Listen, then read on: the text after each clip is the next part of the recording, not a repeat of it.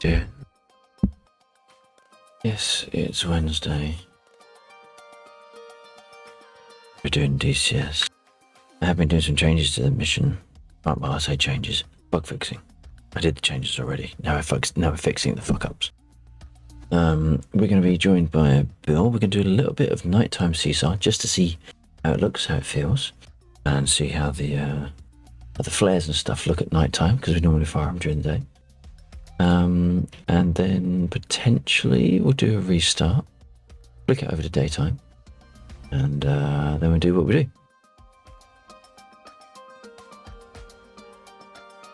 So I will jump into Discord. Oh, Bill's in there already. Okay, sitting in spectator. It's 9:30 in the mission. Is Bill in Discord? Yes, he is.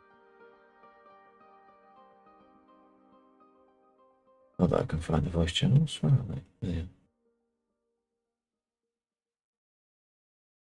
Touching. Yep, you getting me? Yep. Just loading in. Okay.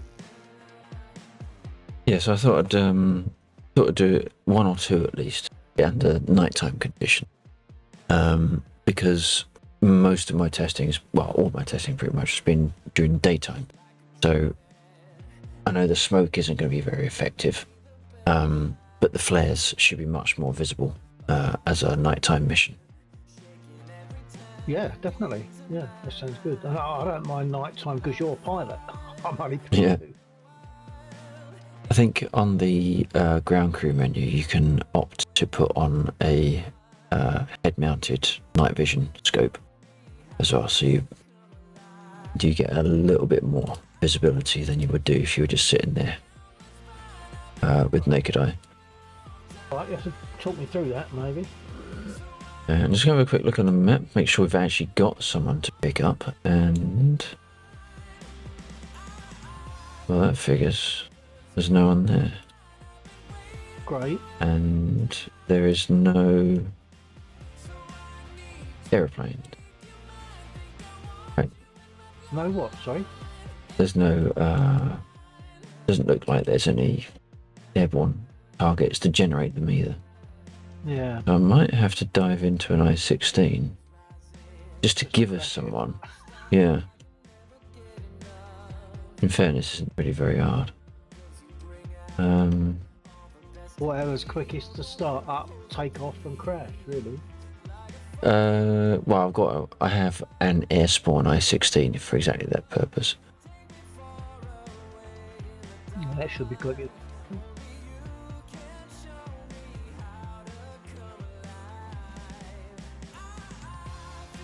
What I want to do though, AG Faden, is just well, this is going to be awkward, isn't it? Okay. Oh God.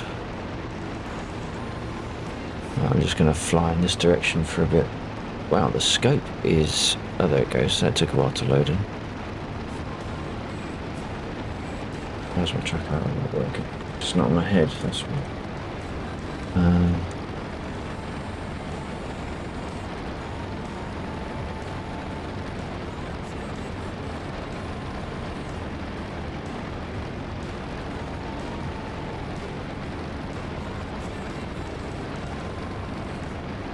I'm just going to let it coast for a bit before I eject, because just to move it away from its normal position. Oh, that's the wrong button. Alright. Right, I have ejected.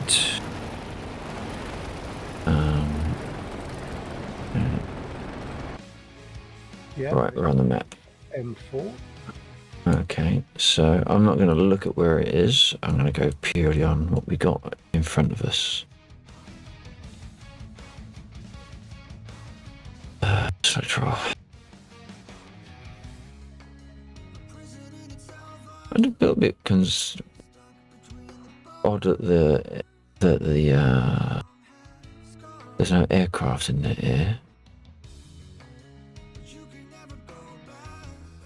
They should just keep respawning ad infinitum. Regardless of Okay. time of day. I don't know. There isn't anything that dictates it's later than a certain time, then go to bed or anything. Okay, so I've got. helicopter is ready. Oh, there you are. It's right down there. Okay.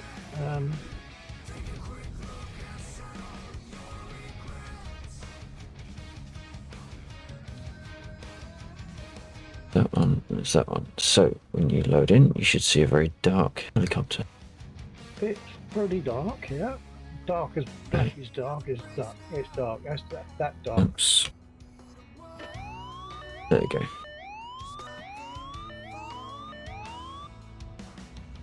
That's a little bit more manageable. In fact, it's quite a lot manageable, really. A lot. Yeah. I've got to send some more tracking. Yeah, that's what I was doing.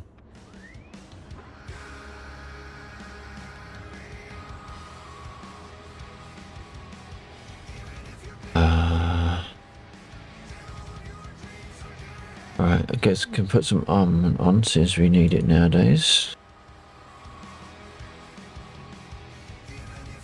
Yep. I might even... Do we have illuminate? We do. I'm going to put some illumination rounds on some rockets.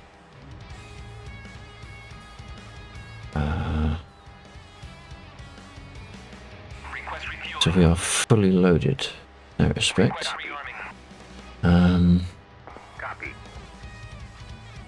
it'd be interesting if ATC would like to talk to us. I don't believe they will. Just to give us some lights. Okay, what? Oh, is that what you mean when you say illumination? Oh, hang on. Are you using... You're coming through in-game as well as Discord.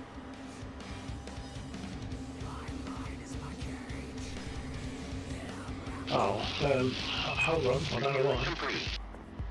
Because you're on push to talk in Discord and it's the same push to talk in DCS. Oh, of course. Okay, I'll switch. What am I doing now? So we've got to start. So are they going to turn? Oh, that's interesting. Springfield 2-1. Request startup. Okay, you're hear me slurping me beer now, though. That's the trouble. Rearming complete. Okay, so they're not going to turn the runway lights on or anything, which is just about typical. I wonder shit. Fair enough. All right, so.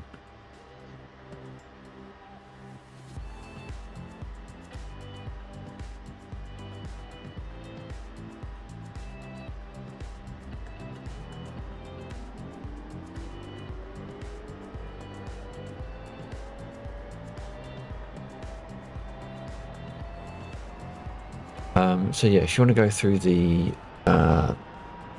ground crew menu, there's there's a option in there. Comms. Yeah, so F8.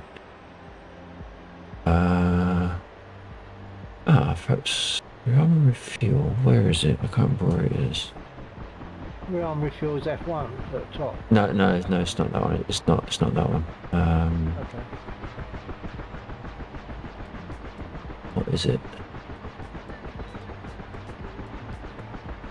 I thought it was on that menu.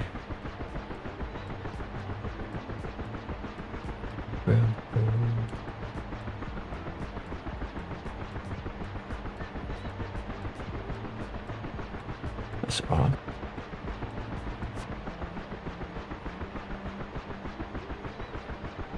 It's not showing any listed targets on Caesar. Well, that figures.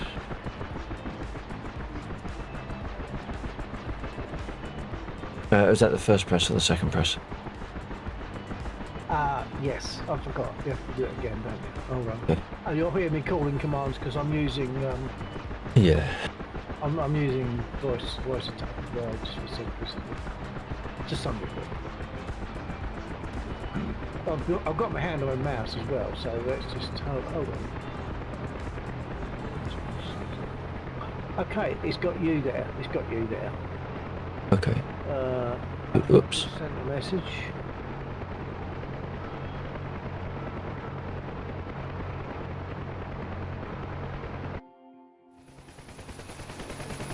Come.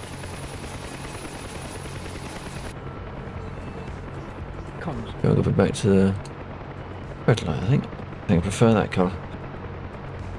You like that colour, do you? I don't mind. I think it's just a little bit warmer. The green is quite a cold. Oh, it is, yeah.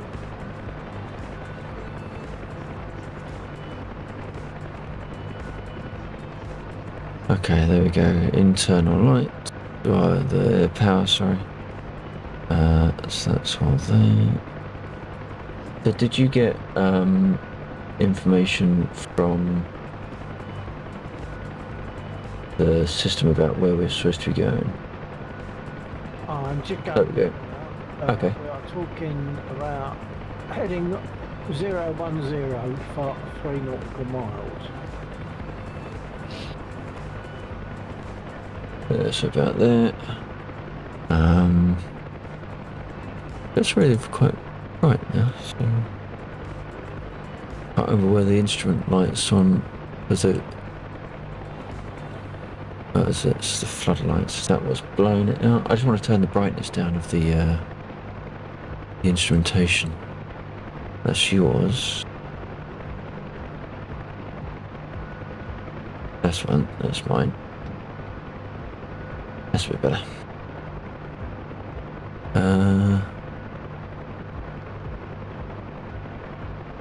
Okay. Believe. Comms. Hang on, we can do that just to give us a little bit of light. What map did you do? Oh yeah, okay. So I think that's actually a spotlight. That if I mapped it on my thumbstick, then I could move it around. It's a landing light and something else. I can't remember what it is. Searchlight. So I think you can map onto a keybind or an axis, so you can move it around and actually search with the light. oh yeah, all right, yeah. So you can actually tilt the light in a direction Yeah. you want to look. Not like a landing light on an aircraft, which is obviously fixed. No. Right, okay, so Can you just, is it quick to remind me how to get the gun on this in case we get trouble? uh Couldn't remember how to get the gun. I think hang on, let me just Don't worry if it's, you know. there we go. I've got the sight down in front of you. Okay. But I need to remember, I think there's a night vision. Just controls. Well, I've got the sight, but is that now going to fire with my normal trigger? Either that or left mouse. Hold on. Night vision goggles is right shift H as a default. Okay. Right shift. Left, right shift H. Okay, so it's not doing anything for me. Oh, that's interesting. I'm not seeing anything. I would have been. Right shift H. The gun isn't firing under any. Hang on. We want to do that. Oh, that's bright. What's that? Something very bright on the in the vicinity. Oh no. The guns are now switched on, so give. They're switched on. Right, hold on. Yeah, give a. There you go. Yeah, it's a right click. Right click, okay. Right. But I can't. The sight. Oh, that's better. Hang on. I'm getting an awful lot of reflection back on the site. I can't actually see Oh the my site. word. It's got Well, we can turn that down. Glenn Reaper, many thanks for the follow. Appreciate it.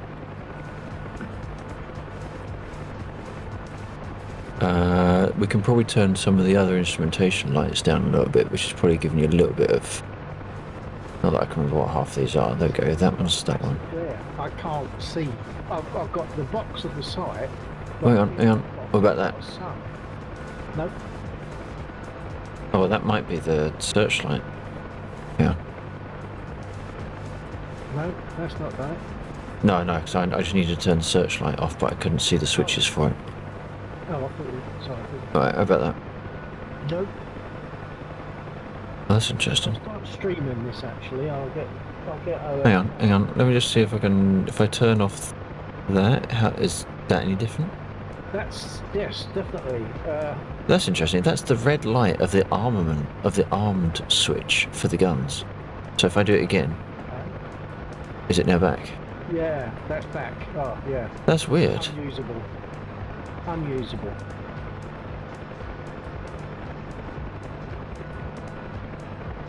I'm going to start my stream.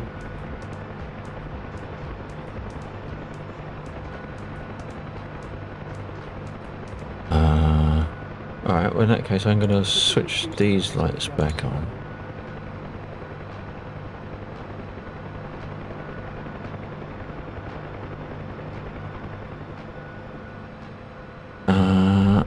I'm sure there's something I can do to put on night vision goggles, but I can't for the life of me remember where it is.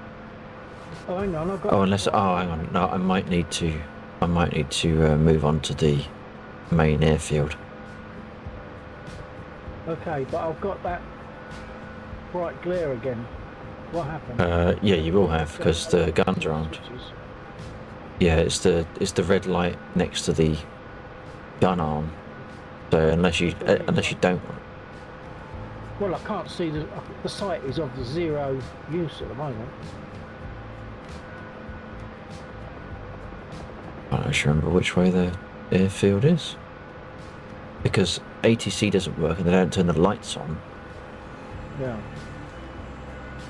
Is that the end of the runway over there? Might be. Well, there's a factory. That's your guide. I can't see it. Yeah, but I can't see anything. You've got night vision goggles. Mine aren't coming on. Oh. And you've used the standard shortcut. Right, Shift H. Yeah. That's what I used, and it came on okay. Yeah, mine did not. Glen Reaper, yeah, I'm doing alright. We are doing some mission testing at the moment, although it is also testing my patience with the game. So we're going to do a small amount of nighttime CSAR, and that's the element of the mission that we're testing. This is the Lagland server that we fly on and posted on Bill's hardware, and it is my mission, which is why I get very stressed when it comes to testing, because if anything goes wrong, it's my fault. So, okay, let's just touch down. I know this section of the runway isn't actually served, is it? So we need to be on the actual airfield. On what, to get armed, you're talking about? No, I can get armed. I think the only way I can get the night vision goggles is if I'm on there. Because there wasn't an option. I don't know.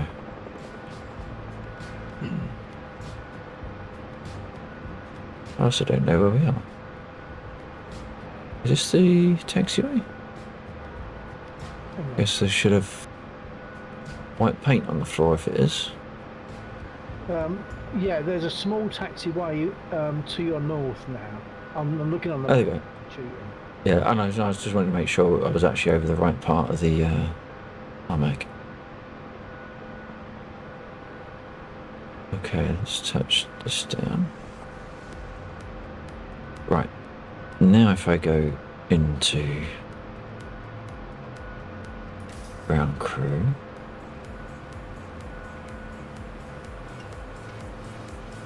That's weird. Why can't I put on night vision goggles, or why doesn't it not work? Right, shift H. That's because that's left. Okay, let's try that again. Yeah, the other right. Yeah. Okay, there we go. Okay, does that mean you can turn your light off now so that I can use my sight? Well, no, because it's not the searchlight that's giving you the glare. Because if I turn the searchlight off, you said it made no difference.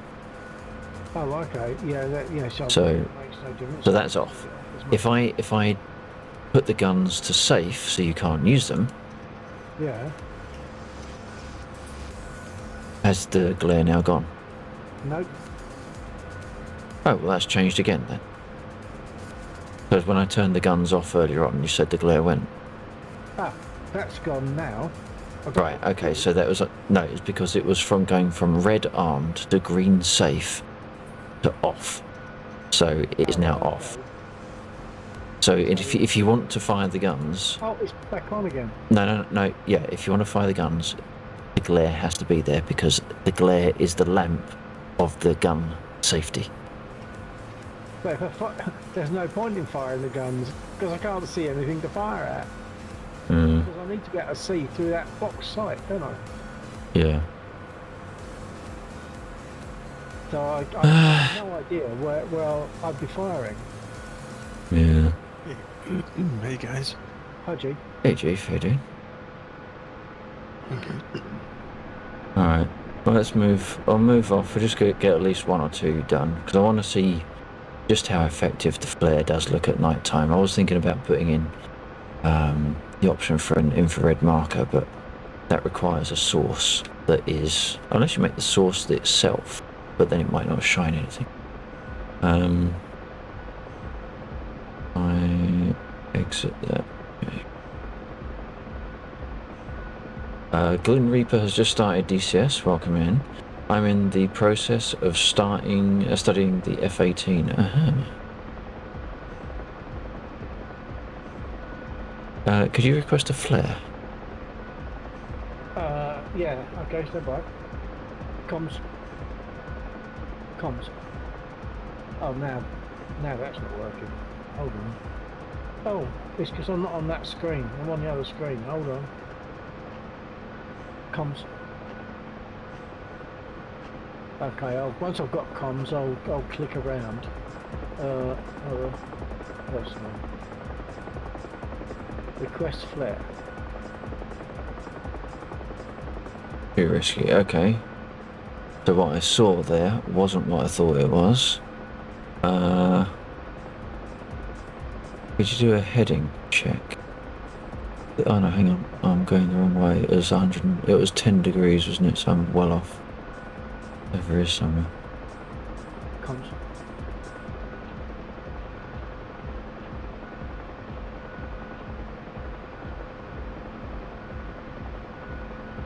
Do you still want a heading check? Yeah, just make sure I'm looking in the right direction. Okay, heading. Heading 9. Okay, that wasn't too bad. Heading... What is it? 9, so basically 1. Yeah. Okay, so we're on basically the right heading. So, do you want to do another flare? Yeah.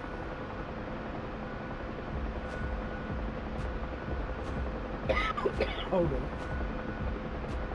Comms.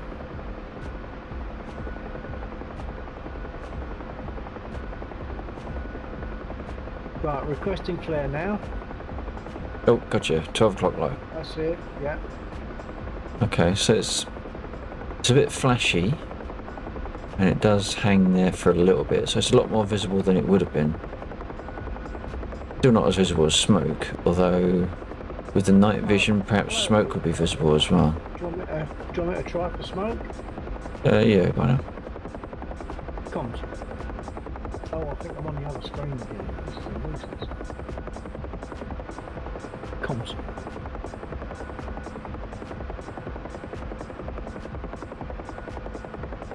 Right, requesting smoke now. Yeah, I'm There we go, 12 o'clock. Yeah, I'd expect to be able to see it maybe with the night vision. I wasn't expecting it to be quite as visible as that, but that's still fine. We're lucky that nothing's spawned. We're now sitting at 45% chance of an ambush. Ooh. Comes.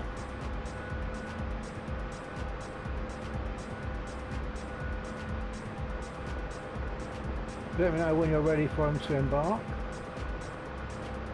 Yeah. Oh, bit of a heavy landing. Okay, go for it. Requested. He's getting in.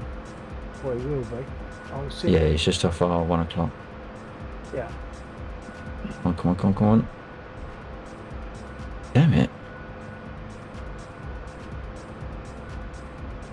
He is standing inside the helicopter, which means it has failed. Now, if we're lucky, I might be able to just zoom out of the way. I didn't think that they had physicality in it, didn't it? They don't. No, look, if you turn around, he's inside the helicopter, but he's standing on the ground. He's not in the helicopter. Okay. Yeah, okay. So it's just I've never been able to take off. Yeah, I've never been able to take off and not kill them before. So this is probably going to be a dead seesaw. So I'm going to go a really sharp ascent. Oh yeah. Did it kill him? I don't know. How do we know if he's? I didn't get a message. No. I would normally. I know it survived. You ain't gonna say much if he's dead, is he? No, we would get a message. So I wonder if we will get away with Ajax seat. How you doing?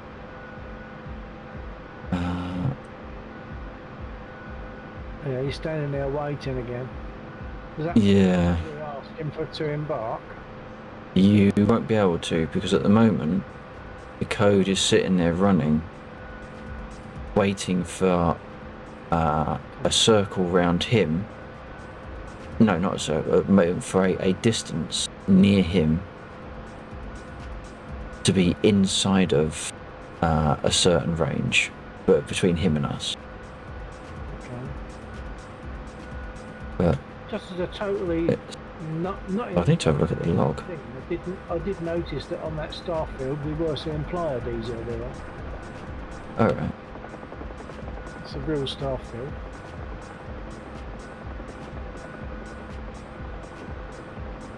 If a reapproach does it. It's just difficult that the very first one we do fails. Oh, what the hell was that? Looks like you got to go and rescue yourself now. What the snap? Oh, unless it's power lines? Not that I can see, because it's night time. I didn't notice anything like that as we came in. Oh, there's No. the plough as well. I'm seeing the plough upside down. That was Alright, I'm gonna... Have we got enough power to run the light? Apparently not. What the hell was that? I don't understand what happened there. You've got a headlight going on and off. No, ain't There you? we go. Yeah, your headlight's on. Right. Yeah, it's not illuminating enough to be able to see. I don't understand what we hit. If we have a look at... The ground. No, the rotors hit something. Yeah.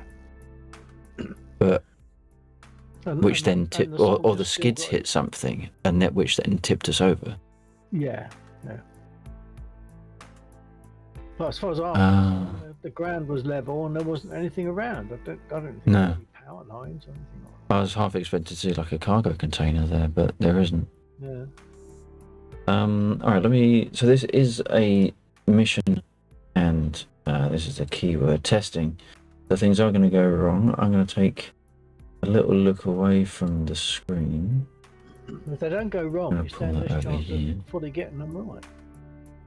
I'd prefer to get it right. Well, it saves us a certain amount, but no, if it goes wrong, you're learning from that, I suppose. I need to put on desktop sharing so people can see what I'm up to. That one. Right, here's our mission log. What has occurred? Reload.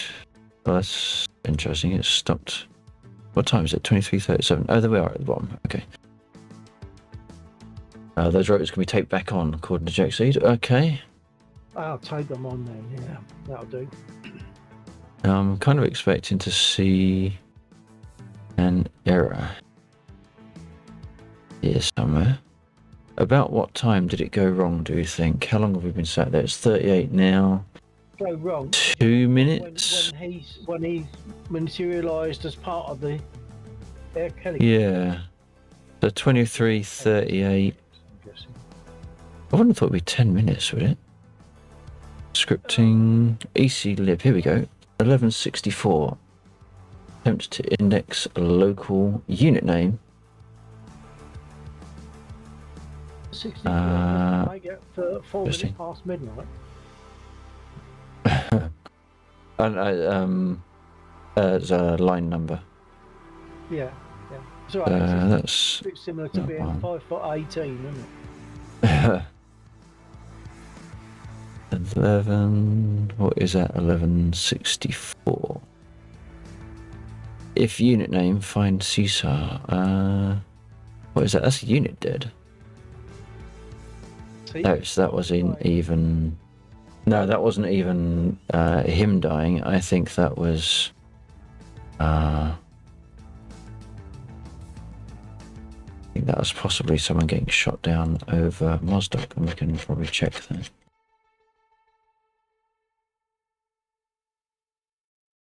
Oh no, I can't move the map. So we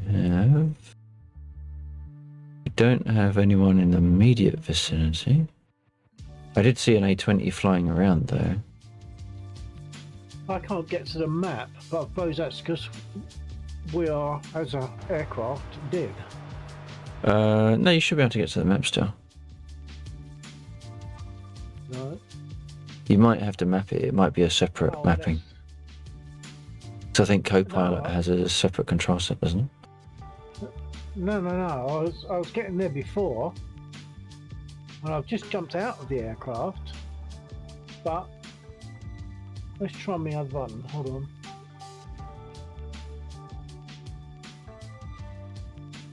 Okay, my other button's working, but oh, now that one is. Oh, come on, what's going on? It's working perfectly now. Forgot why I was going to look at the map. Yeah, so that's got itself stuck. Well, this has got itself stuck in a loop of waiting for the soldier to get to the position that he needs to be in, but he's never going to be there, and we can't pick him up. I don't quite know why that didn't happen. Because there's no error in the log either, which is a bit weird. No, I can't find the areas tuned in. The A-20 is coming in. You might get shot down. Yeah.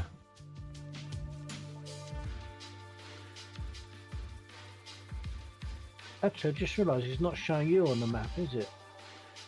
It's showing me. We're to the north of the airfield. Oh, perhaps we're further out than I realised. Oh yeah, we are, alright. They're further out than I realised, yeah. That's fine.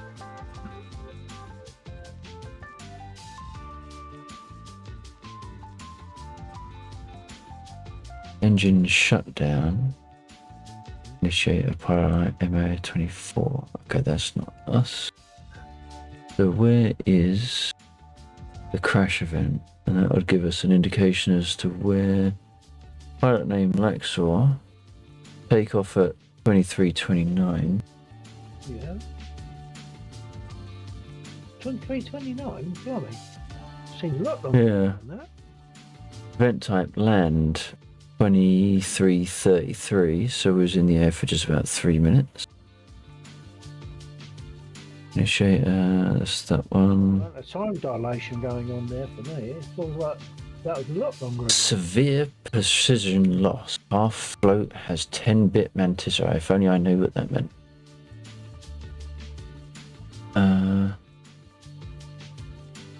Oh no, that was probably the takeoff from the air pad. the helipad onto the runway, and then we took off from the runway, which was So at wasn't your 23:35. 16 takeoff? No, that wasn't a takeoff event. It just spawns in the that air. would have been way before that, wouldn't it? Yeah. Okay. Event type. We've got a land here, 35:47. We weren't in the air for a amount of time. Steve came in. Event type, takeoff, Jeeve.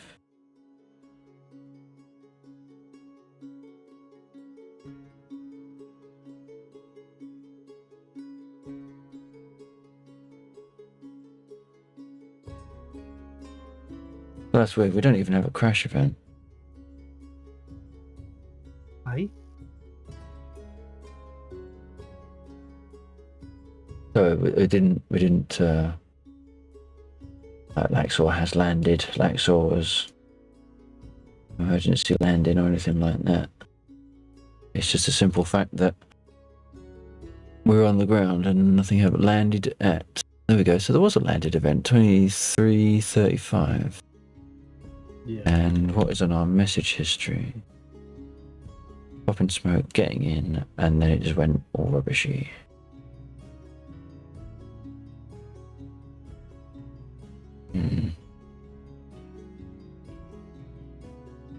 I'm just going to have a quick All right. look at my stream. Yeah, So nice. for my stream, I'm assisting Laxor in testing CSAR in the mission that he designed. So, and this is a night operation. So we were collecting someone who had crashed, and the idea was to take them back, but then other things went wrong. So, just to check with Laxor, I assume we'll go try again, get someone else. Yeah, okay. If we jump out of, you can eject. If we jump out of this helicopter, and I'm just going to jump into UH1H2. The menu system might still be messed up, so we'll have to see how it looks. If it does look completely messed up, then we'll have to restart the server. It might be a bug that happens after an amount of time, so a successive things bug, which of course, when I'm sitting here testing, I can't sit here testing for 24 hours. No. And as we also know, there's no testing like live testing. Yeah. Alright, I'm gonna check the menus. So CSAR list target, CSAR select. Right, so we're not getting anything. Because we haven't got anyone to rescue. The A20 might go down, as you say. Although, even if the A20 does go down, there's no guarantee that the pilot will survive. So, there's no guarantee of someone to retrieve. That said, the altitude is descending rapidly. So, it does look like maybe that A20 is going down. Oh no, it's pulled up again now.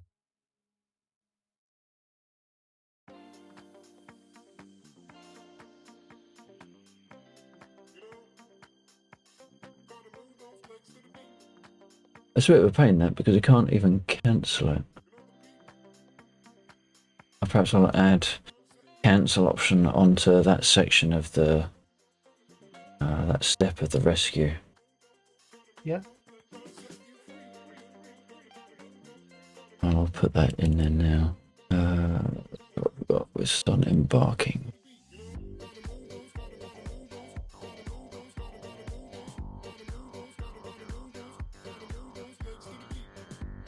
Arwen, sorry, Arwen, I totally missed that. Good evening.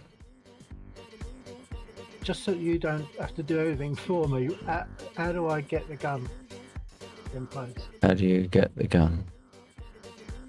There is a mapping. Hang on a second, I need to come back in to find out what the mapping was. Adjust controls. There's not a switch I can hit in here. If there is, I couldn't tell you where it is. So the mapping you want is toggle flexible site. Okay. Although which one each? No, there isn't a separate co-pilot entry. The default is M. M for Mike. Yeah, and it's done it. Okay. I have it. But you can't do anything without arming the guns, and as soon as you arm the guns, you're going to get the glare. Is that the switch at the bottom? Switches on your right hip. Yeah. I think I have to turn off night for that. Sorry? I've turned off night vision for that, Oh, right, so that yeah. I can look down at this, because it's just you can't really see. Yeah. What am I looking forward to turn on? Left Hang gun on. selector, right. No, hang on. How Oh, I get okay. into? There you go. Except I can't. Yeah, so you need to right click that, because it's right, bound I've to got the mouse. try middle mouse. Or press M to stow the sight. Oh, okay. That might work. That's it. Yeah, that's got it. His arms. That's it. Yeah, so they get guns are now on, but then you'll get the glare.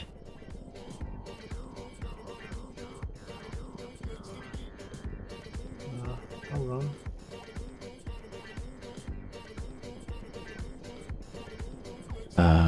No, I'm getting the sight, but it's because I haven't got night vision on. I put night vision on, it's all going to go pear-shaped, isn't it? Right. Yeah, it has.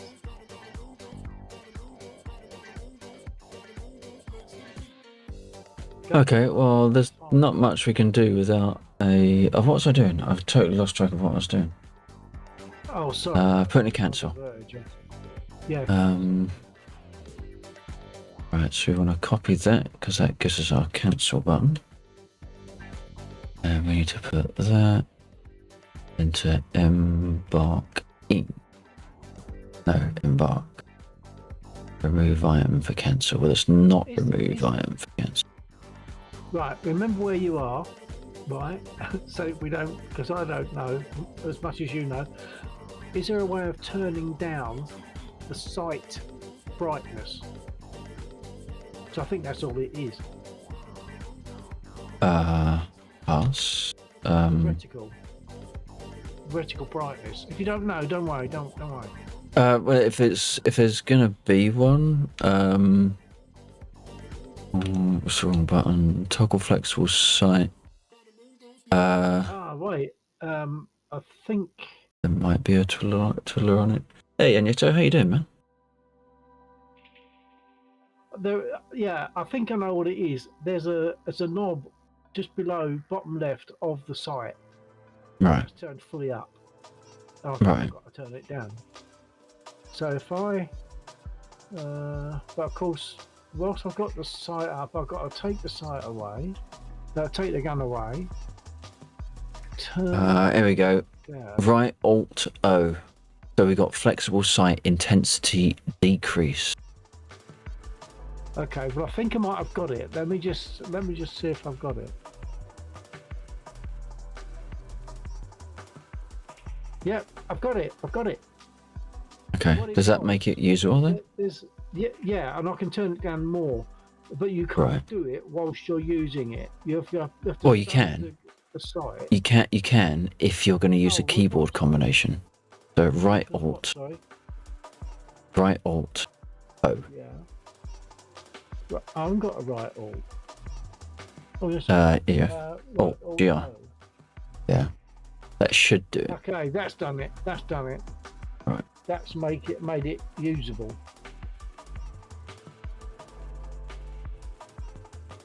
And yes, so we are doing, as it says in the title, we're doing mission testing.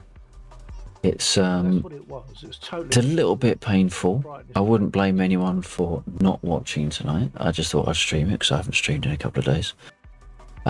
Give you a little bit of an insight as to what I do when I am not streaming, which is basically pulling my hair out, going, "What the fuck isn't this working?" It was actually working really well one of the artifacts we're working with at the moment is because the server's been running for about 24 hours. So there could be a progressive bug that has kicked in. That of course I wouldn't be wouldn't be having a server running at that long when I'm doing my little local testing, unit testing, as you might want to call it. So it's a little bit unfortunate that it occurs. So what we're going to have to do is we're going to restart the server, which will tidy everything up a little bit. Watching from the States, of course. And if only something would shoot that A-20 down but not kill the pilot. It's a small ask. I don't know why anyone hasn't done it, Chief. G's firing backwards. No, it's not. He's just firing at stuff down here.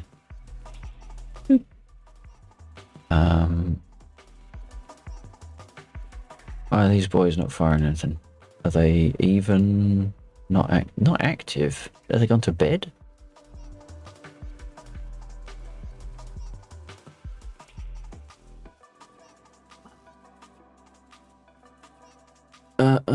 So I'm thinking the best course of action right now would be to restart the server. Okay. I will make a small modification to the script file, which I think I might have already done. First flare, so I just need to make sure it goes back in the right order. Disembark. Let's embark in. It does an embark and it removes it, and then we do cancel.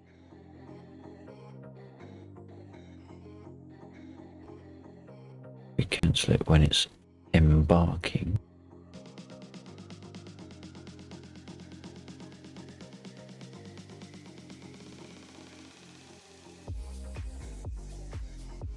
Doesn't it? The mouse wheel on my mouse is going very weird. I'll get 3 lines of scroll in the direction that I want, and then it will start scrolling backwards like there's something wrong with the mouse wheel. Just look off.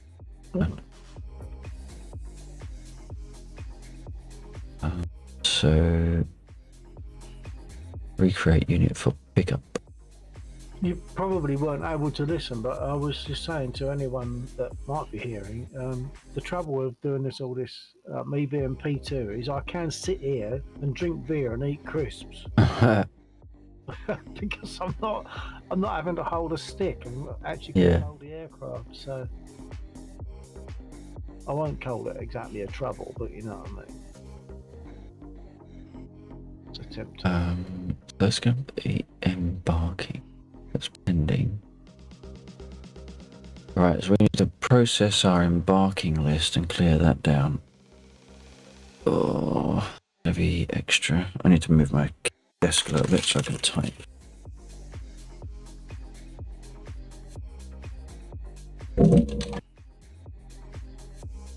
Has he got lights on the end of his rotors? Oh, Jeeve. I've seen a ring of light instead of just like rotors. I'm seeing a ring of light. Yeah, it looks pretty good, doesn't it? Yeah. The MI8 has them as well. It looks really good when in the dark. Yeah, man. Wow. Safety. Yeah. Very pretty too. Man, where did you go? Must be here somewhere. We saw embark. Okay.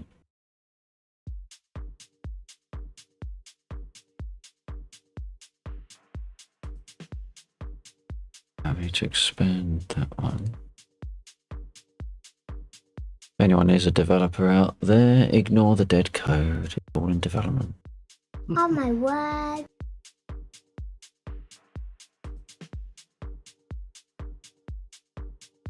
Orthia Kurada, many thanks for the follow. Appreciate that, it's very kind. I hope you're doing alright. Where's the bad? I hope I didn't marmalise or completely destroy your name there. I nearly just opted for Kurada. I envy you guys being able to fly these things so proficiently.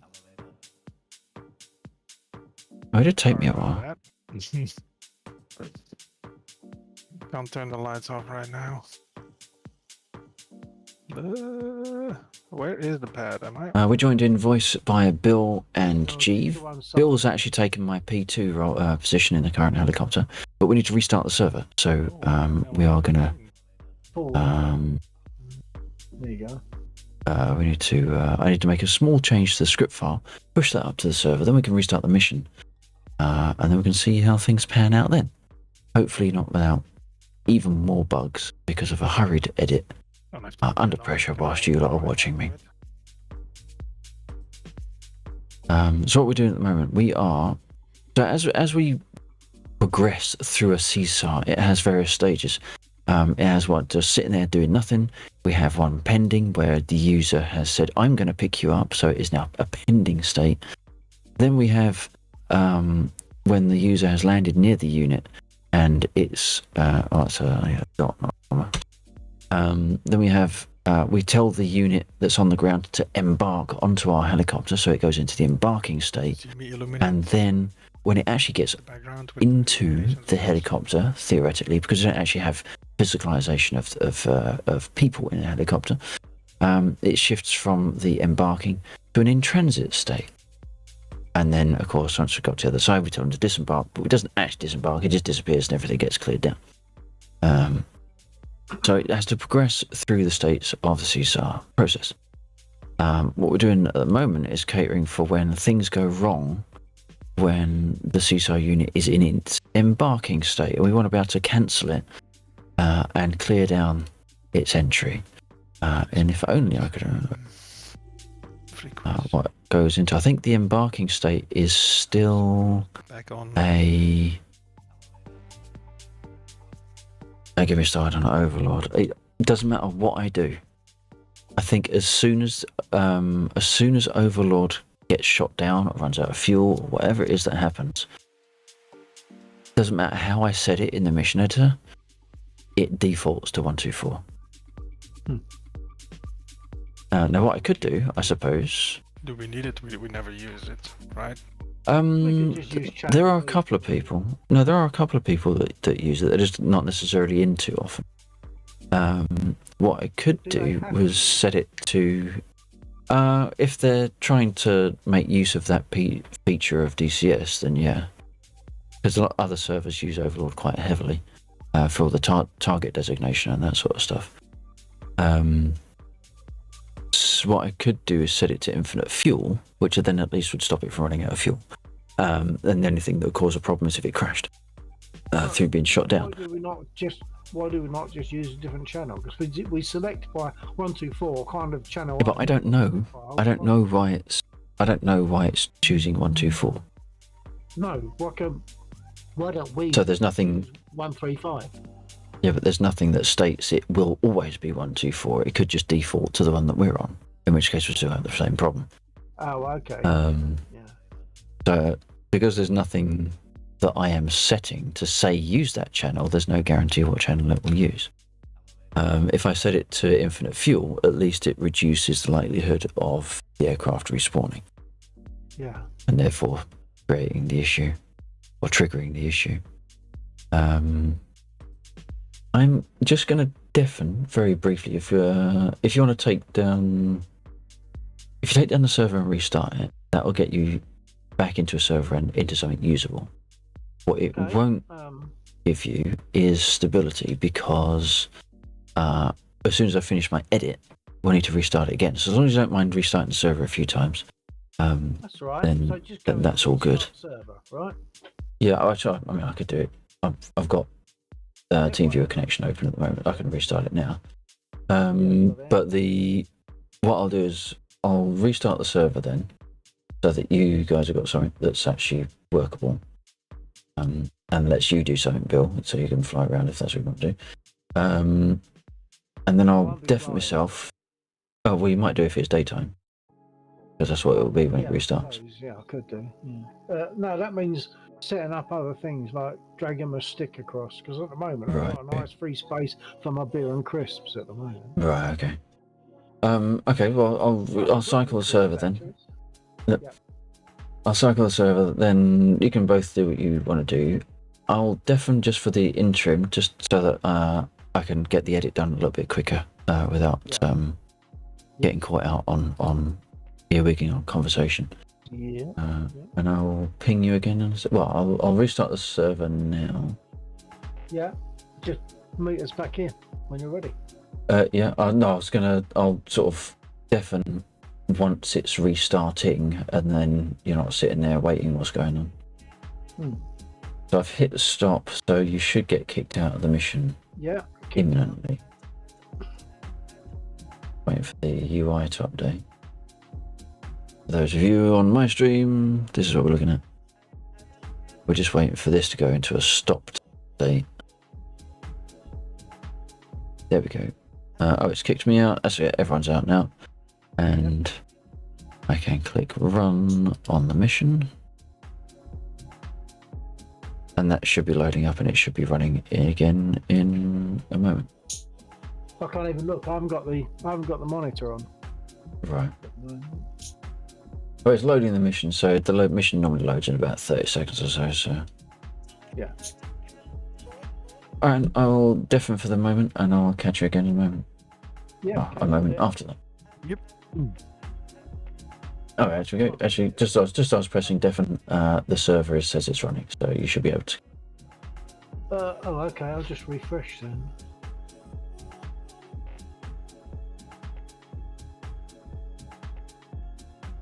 Okay, right. I am deafened on Discord. For those of you that have chosen to stick around, I really do appreciate it. Something's just gone weird on my phone, so bear with me a second. It's just happened. There we go. So, the hell is going on my phone? Bear with me.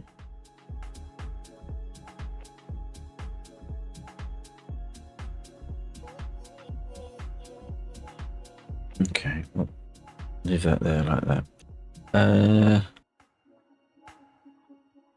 Right, I know it's very dark. You probably can't see me very well, can you? If at all. There you go. There's something to give you nightmares. Just need to rearrange my desk just very slightly. I do not have much working space here. Okay, let's get my head back in the game or back in the code as is the case. I'm going to be talking to myself an awful lot. If that's going to wind you up, feel free to mute me or tell me to mute on stream, and you can just listen to the music and all my typographical errors that come out whilst I'm making the change.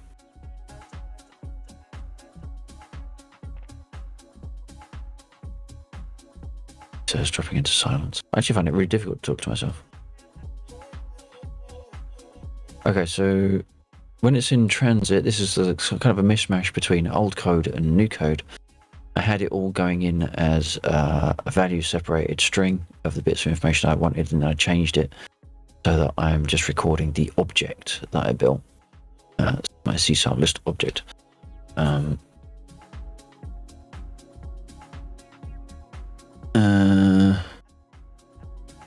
I think we're not in transit, so we need to find out what format it's going into the embarking. And I'm in the wrong section of the code. I need to come down here. I think the battery's running out of my mouse.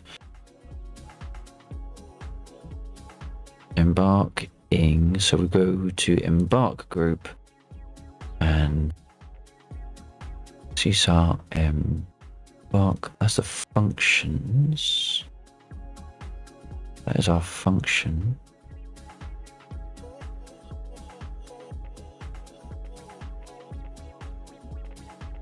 Can I remember where I set the embarking list? Seems I can't. Assuming I actually put anything in there. Perhaps I saw embarking as such a transient thing. Embark function. So we don't actually make a record other than the fact that we've got a schedule running, because we fire a schedule every second to find out what the distance is between the CSAR unit and the unit doing the CSAR by the seashore. Pass in embarking.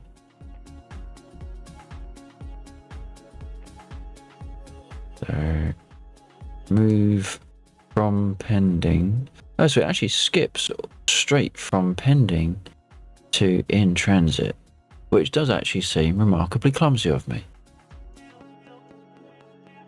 Transit.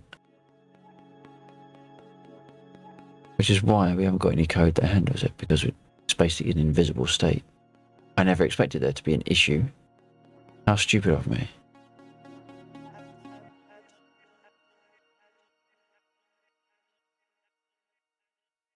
Having successfully managed to scare off almost all of my audience,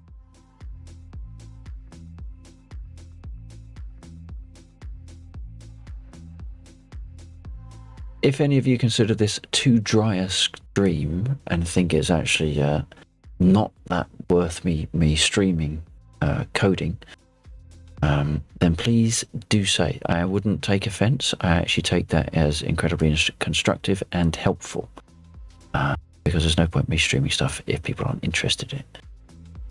And then we could call the stream there, and then I can just do my work and you can do your thing and everyone's happy.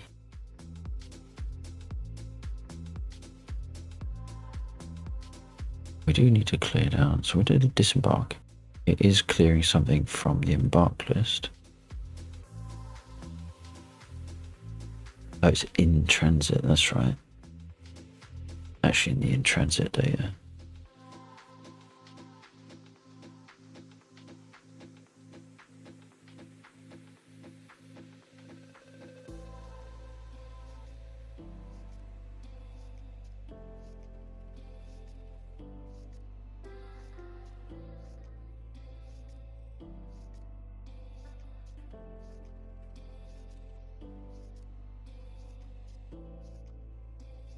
So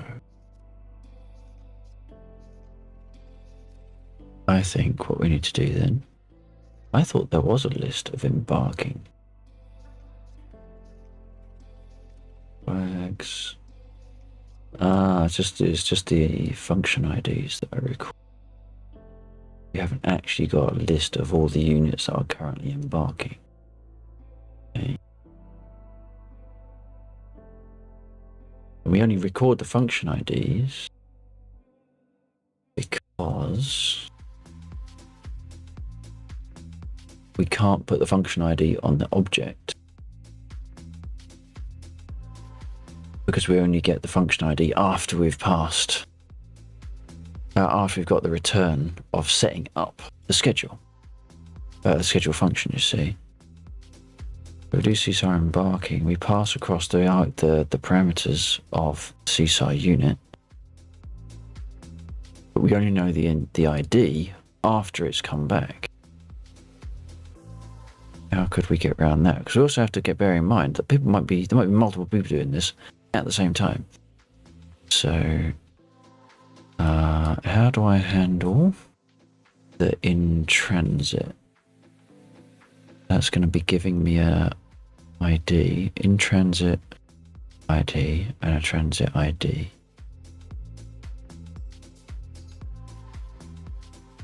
Can't do that because I'm not in control of the function IDs. Function IDs are returned by that call. Can I put the embark function ID on the object after I put it into the list? How would I find it again?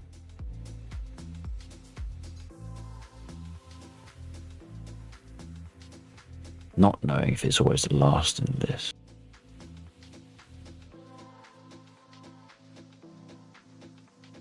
I guess.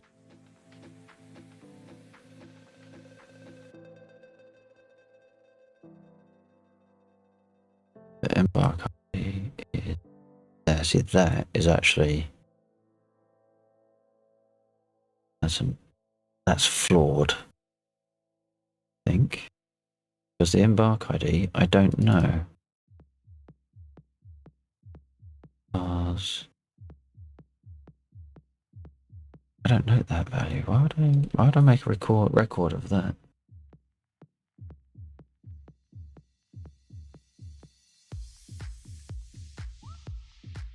Although I have tied the CSAR object to the function ID. I just don't have a list of everything that's embarking at the same time.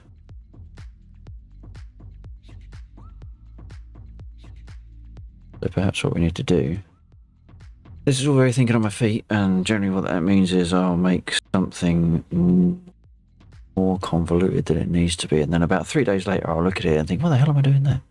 And then I'll rewrite it and it'll be slightly more performant. But in the meantime, screw performance.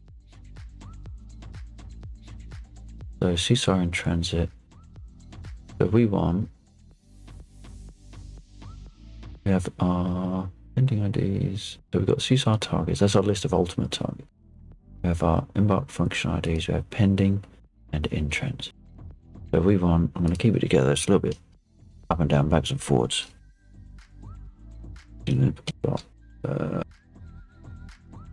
So embarking. Embarking.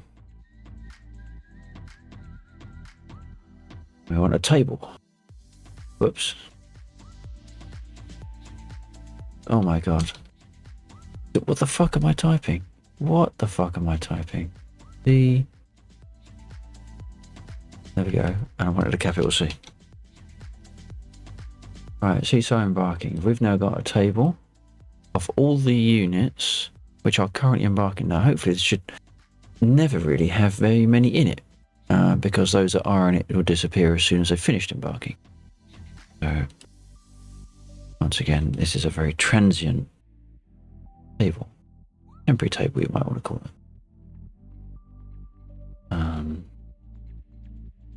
What we want to do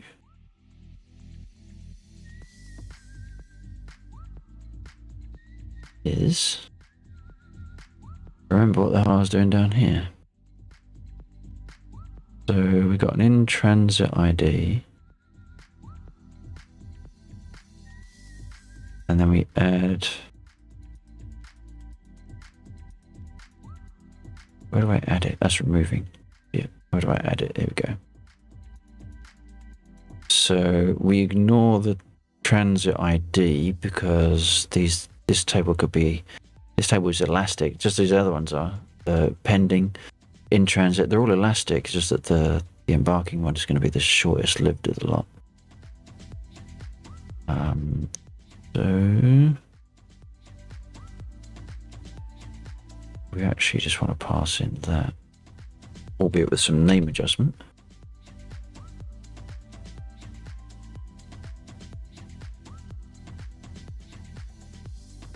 So vars embark ID, this ties it into there. CSAR in transit.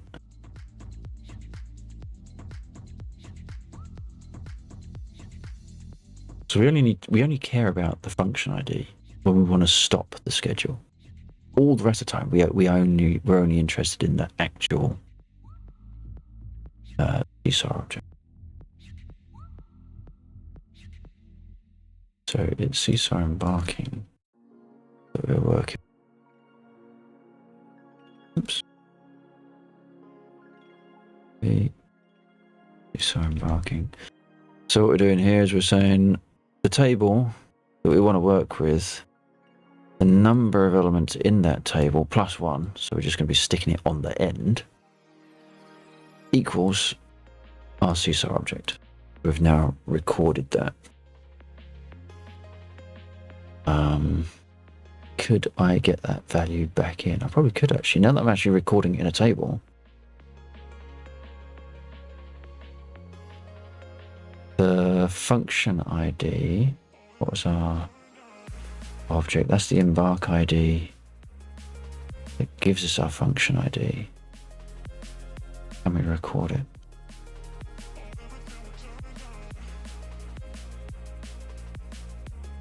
Only going to be existing in one schedule at any one time. We could just give it another field, stick it on the end.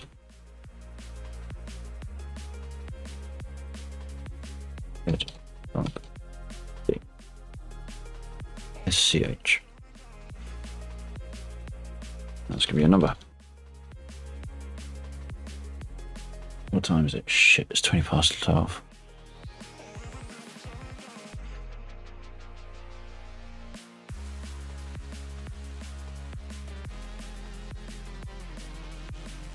Right, so the embark ID.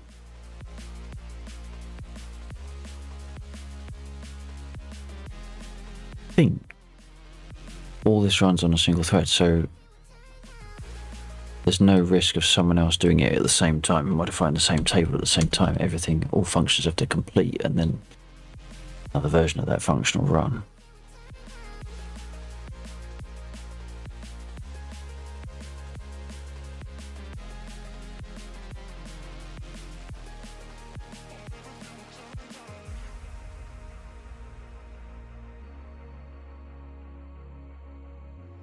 You'll find there's lots of in whilst I'm doing this.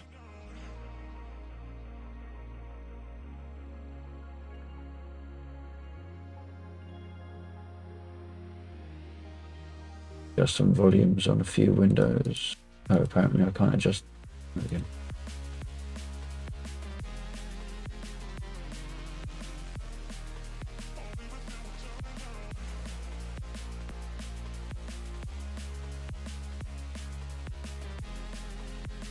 And thanks for your sticking around, by the way. I do appreciate it.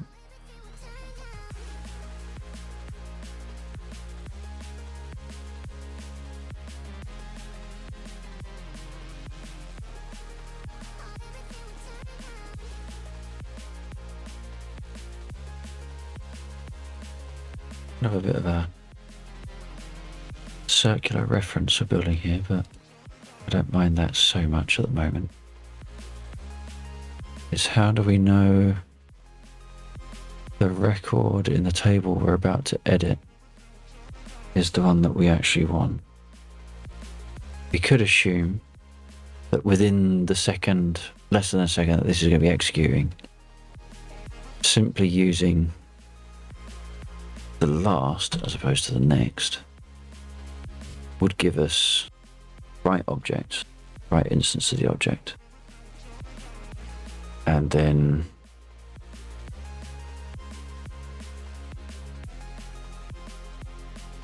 we can set the function. This is a little bit, this is a very, very higgledy-piggledy actually, so actually using the embark ID to get the function ID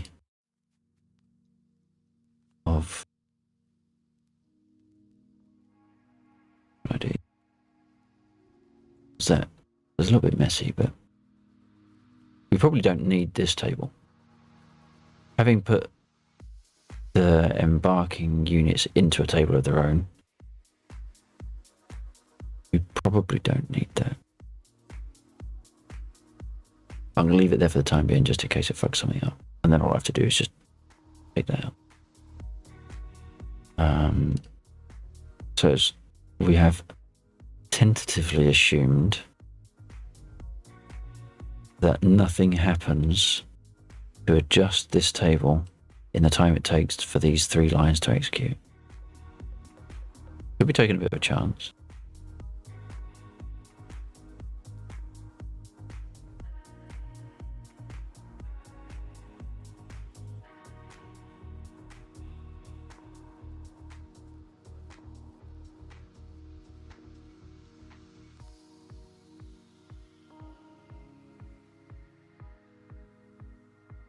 But once we've got it in the table, we then need to make sure that we're actually taking it out of the pending. As soon as it goes into the embark, we need to take it out of the pending, which means we need to move this bit.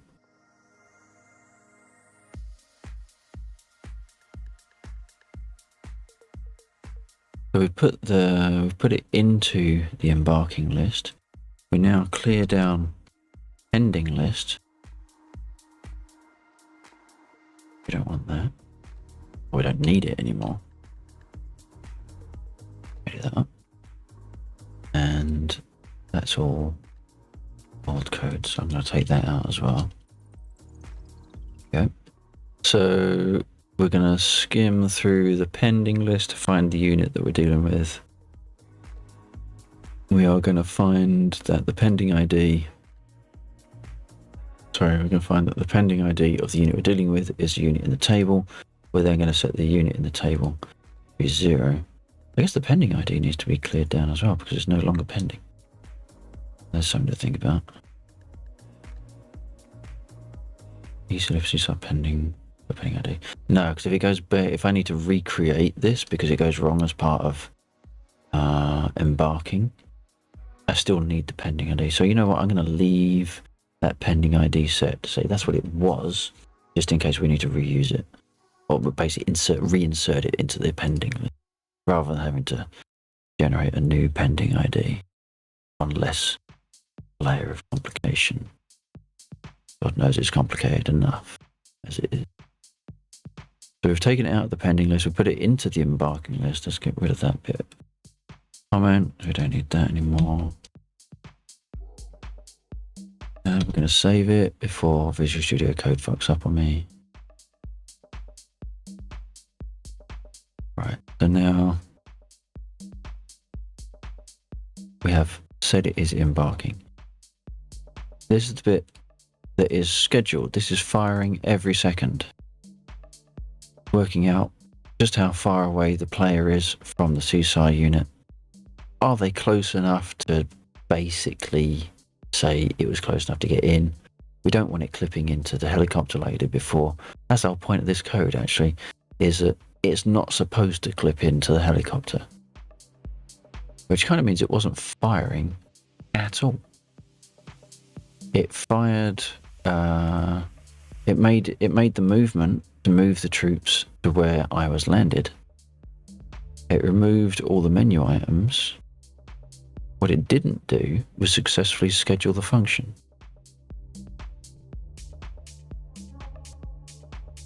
I wonder why that was, because there wasn't any error message. Just didn't do it. Or it scheduled it, but then the schedule never fired.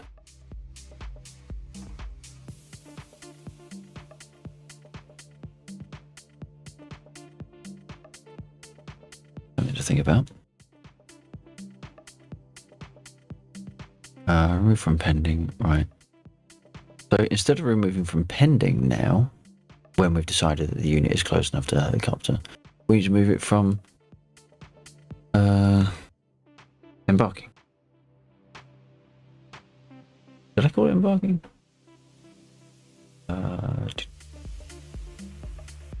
CSAR in transit. CSAR embarking. There we go. Remove from embarking. So I'm going to copy that. Was lazy, and I'll probably type it wrong anyway. These are embarking, so we need to update that entire. Whoops! Oh god! See, even when I'm copy and pasting it, fuck it. The vars, so the pending ID. We don't want to use. We want to make use of the embarking ID or the embark.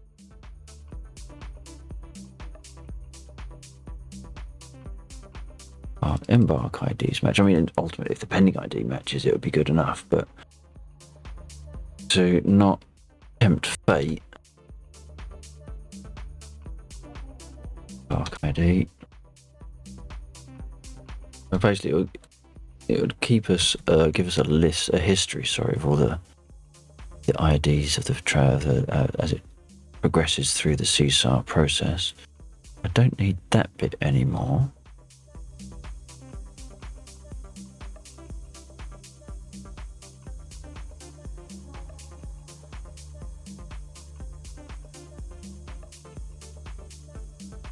There was a time when I was tidying the table. I might go back to it because I don't like dead entries in tables.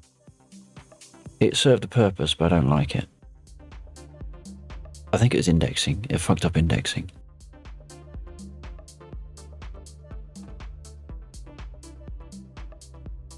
And then it adds to the in transit if it is successful. So I think now we've got better resolution as to where it is in the process. So when it comes to cancelling something, I can now find function. Back up here somewhere. CSAR cancel, there we go. If files in transit, recreate unit for pickup. I don't think we'll worry about that. So it goes into tidy logistics. Oops. Goes into tidy logistics.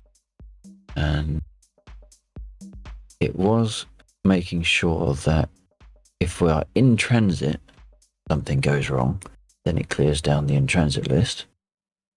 If something goes wrong during pending, so before we've actually picked them up, it clears down the pending list. What we need to do now, as we started here, was clearing down the embarking list. Hey sheep, how you doing? Be prepared to be bored fucking senseless.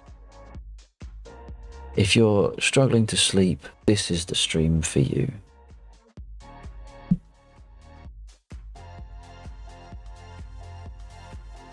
First night shift, Roger. Really? Are you on a mix of day nights? I thought you started Sunday. Or do you start days and then transition to nights? Just watching Candice Owen on YouTube. Who's that?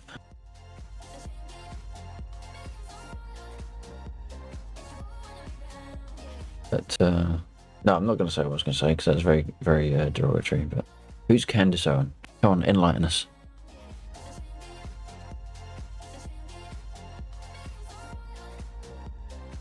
Of course, it was the purpose of saying the derogatory thing was derogatorying you, sheep, not Candice.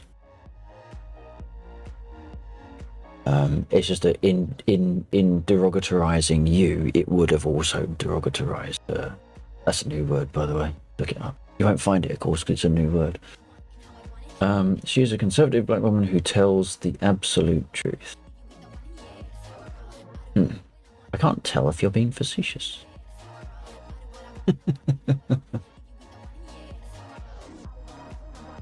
The absolute truth. That's quite a statement.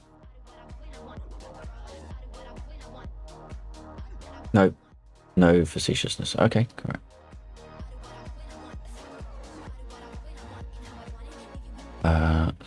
So we want to loop through our embarking objects. Then we want to decide, is the embarking object we've found empty? So is it one that's been previously removed from the embarking list? And if it's not, then we want to do something with it. Then we want to decide, is the CSAR object that we're dealing with the one that we want to deal with? Yeah, this is using two separate. So if it's empty, so we want to make sure that the in transit ID matches. Oh, hang on, what's been passed into here? Player name, player group. Okay, so it's basically from the pending we get set the player name, so we're passing in the player name. So it's going to be checking the player name. CSAR data player name is player name.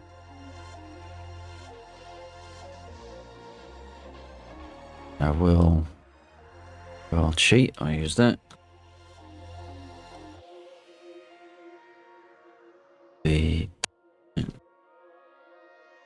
Right, so get rid of that bit as well. We don't need that bit. He should be running for next election in the US. Okay.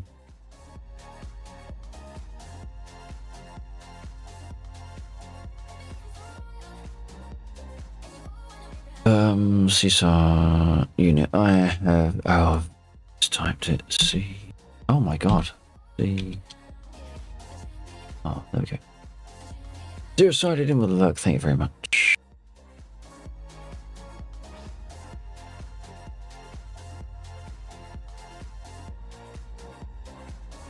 So is the CSAR object the one in the list, the one that we're actually dealing with? And if our player names match, then it is.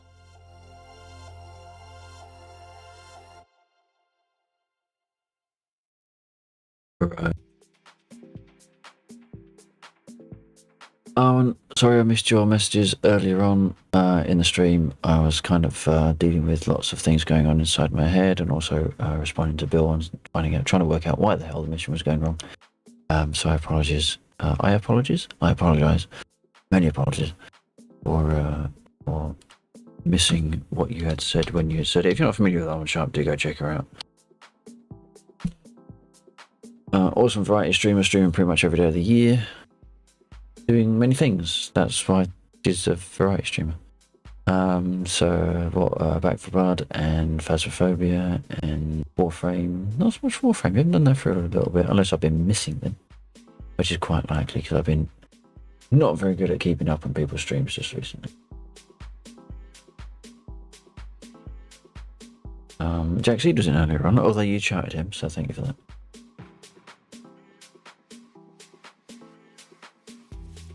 That's right, so are we dealing with our CSAR object? Yes, we are.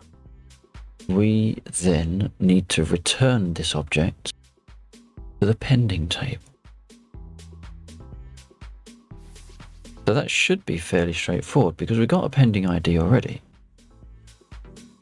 So we just need to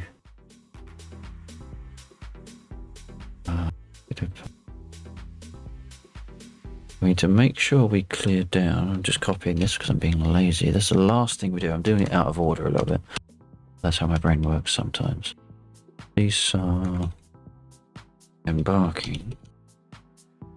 CSAR unit is our counter. If we're actually here, then if we've got that far on the break, we don't want to process it anymore. We found the one we want to deal with. Deal with it. Get out.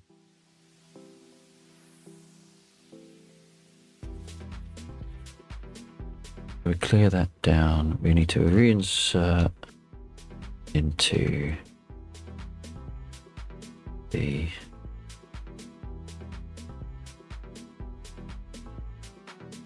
pending list. But we don't want to use the same loop ID.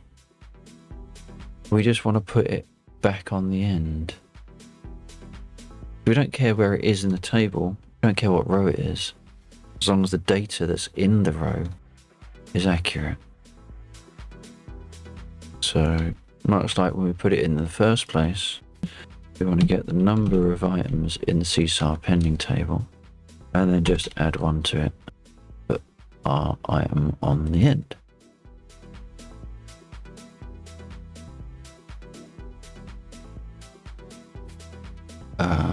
If we've cancelled the CSAR, actually, if we've cancelled the CSAR, should that in fact put it back into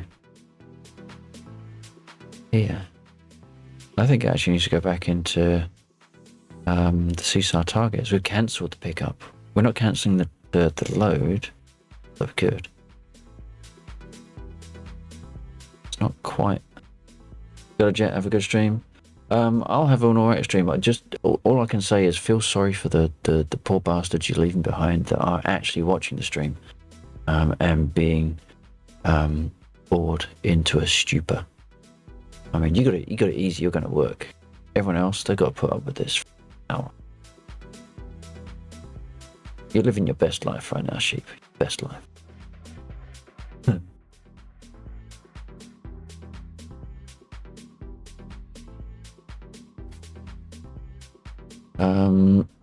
So when it goes back into the pending list, this is actually making it brand new. We're saying forget the pickup. Interesting, actually. Yeah, it's forget the pickup because it's going back into the pending. So actually, tidy logistics is about saying fuck it. We'll start over. So we're not going to add it back into the pending list. That is the wrong thing to do. We actually want to say, you know what? We tried to do it. It fucked up.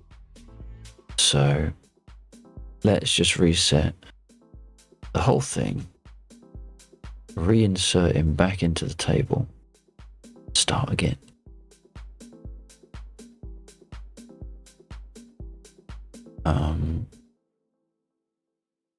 wait, CSAR data is... We've actually got... Well, that's bad for a start. And I'm copying my own badness. I could rename that. We rename that. And it does break the...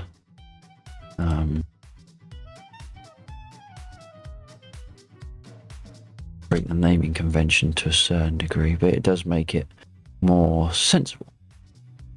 So we get a copy of, oh, not the pending object, the embarking object. There we go. We get a copy of the embarking object, and then we say, did it equal us? If it did, we say, well, not anymore. And we remove our player info, remove our pending IDs and all those things. What we do need to do is, before we do that, we need to make sure that the scheduled function doesn't run again, assuming it was running in the first place. So back here, shrink that down so we can... no, not back here, down here. These are heading, flare.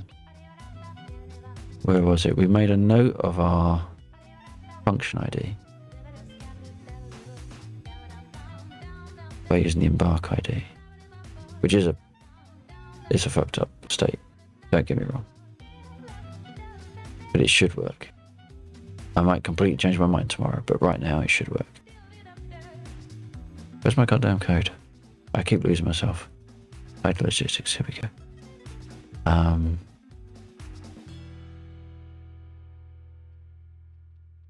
It has to be... I will put that... Yes, we take a note of our object. If it's the one that we want to deal with, then we start doing stuff to that one.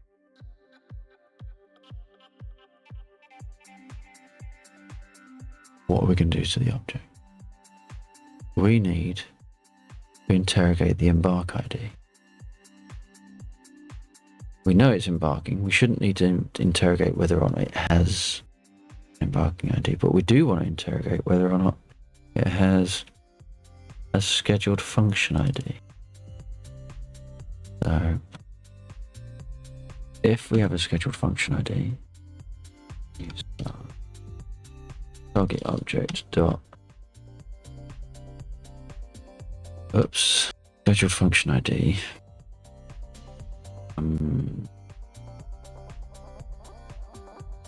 And sorry, once again, mind is bouncing around. What I want to make sure is when things get set up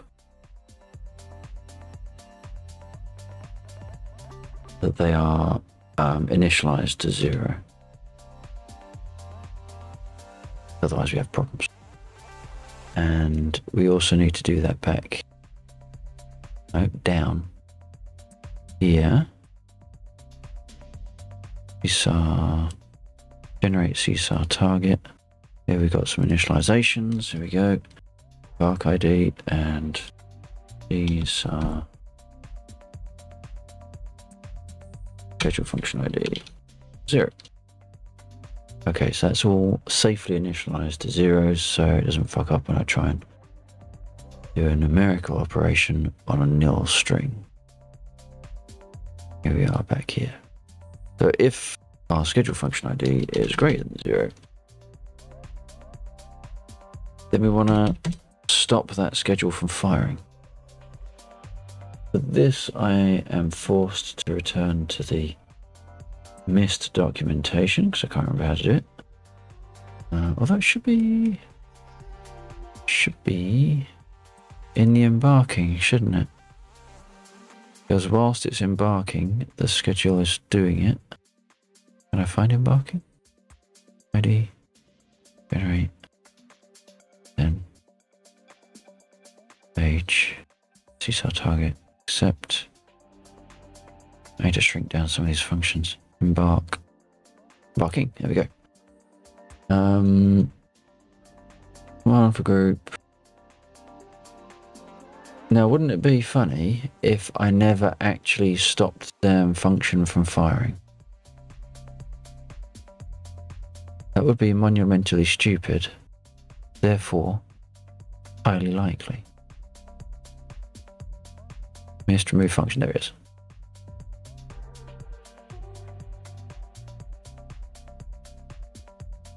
We need to go back up. To win tidy. No, this unit dead.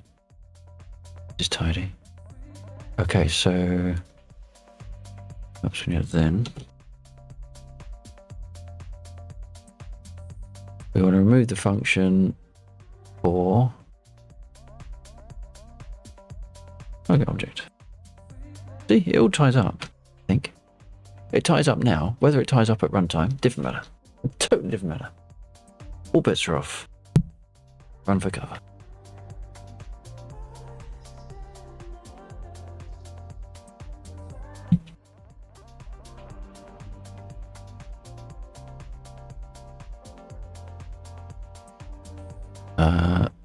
The first thing we do when we decided that we're working with our CSR object is we stop the schedule for firing because we don't want it to try and do anything else. And we probably also want to tell it to double check to stop, because all the time it's potentially moving. So we're going to find the bit of code that does that, because once again I can't remember. Typed it, saved it, forgot it. Where is it? Disembark. Oh. That one. Copy. Back up here. Right. There we go. So we've got a hold object. And bars. So we want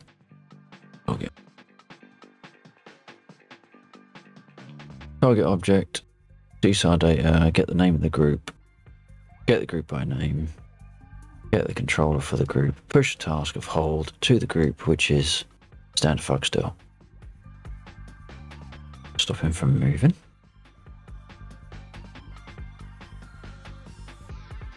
Then we clear down all of our player info that's associated with the embarking item. We reset the pending ID, we reset the embarking ID, we reset the in-transit ID, and we're going to reset scheduled function ID because we are no longer scheduled. That is the wrong target object. Scheduled function ID equals 0. We reinsert the CSAR pending. That is the wrong one. That was a step back. So we need to put that into the CSAR target. And we're going to put it on the end +1 again. I'm not trying to reuse stable locations. None of that. All right. So we've got the list of available targets. We're going to put it on the end of the available targets. There's our reset object. And then we clear down the entry in the embarking table. Now, assuming there's no wigginess with reference, things being passed by reference, that should mean that the unit would then be available again. We can test this, and we're going to test this before we put it on the server. So let's do a save of that. We're now going to go into the mission editor, because if I'm going to update the script, and we've already determined that there's an issue with the AWACS, then I'm going to set that to infinite fuel now before I forget. But pay no attention to the red bits, because the red bits won't be the red bits every time. Not anymore. Where is that one? Red Sam. There's not the one. That's the one. Okay, so is it on loadout? Internal fuel. Sure, somewhere there is something where. Oh no, it's not infinite fuel. It's when it has not infinite fuel, I can make it crash. Oh, I wonder if that's what it is. Because look, frequency 299. That's the frequency it's supposed to use. Why is it, and it's overall, why does it keep going back to 124?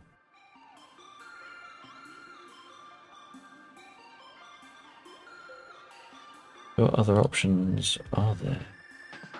Can I do perform task? I don't want to perform tasks. Set an option. Radio? Silent? What is that? Deny AI flight report event.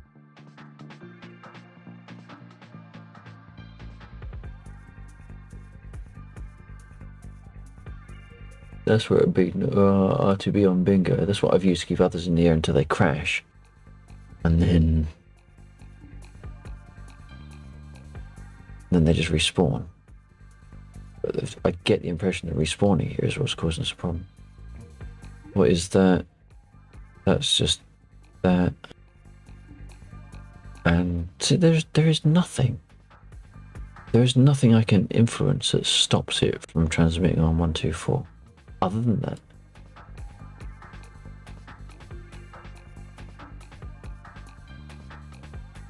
Was there anything there that makes a difference?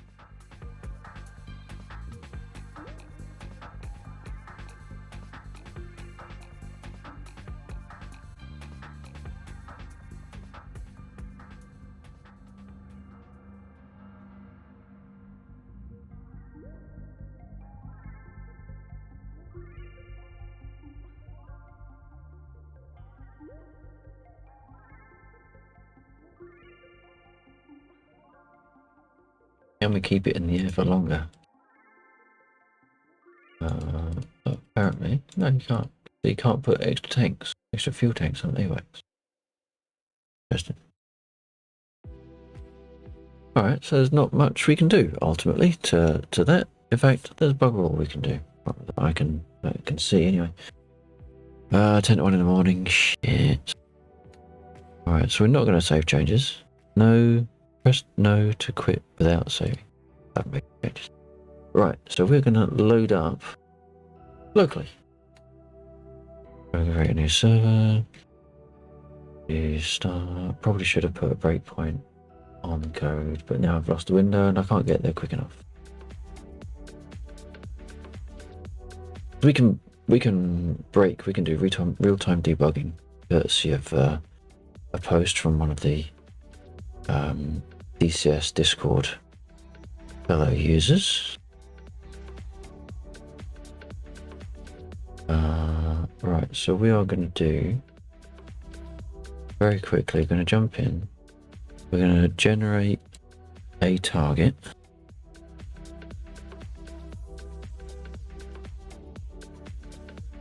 Oops. I don't care where this ends up, so yeah, we don't care about that. That's fine. So we don't care, because all we want to do is generate that CSAR. Then we're going to say select role. Can't use a hot start to deliver a CSAR because it fucks up the unit generation tables are wrong for one of the functions that I use, which means I'll have to write my own workaround for that. Haven't done it yet. So we'll have to use a static spawn, which means we've got to start it ourselves.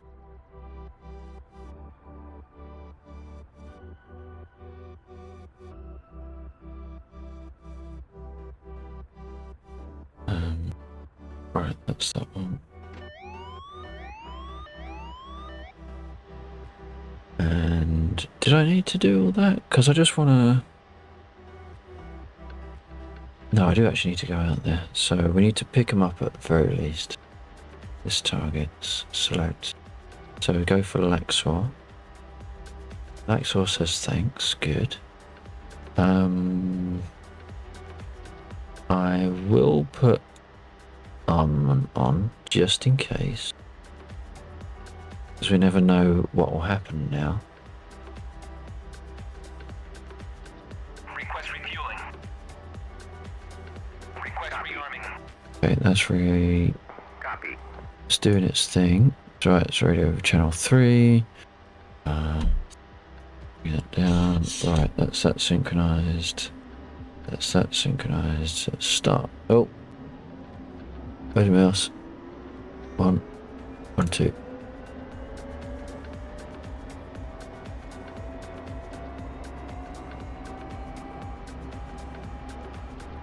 Okay, so we know roughly where it is. We don't need to worry about headings and that sort of stuff. I know I need to fly in that kind of a direction.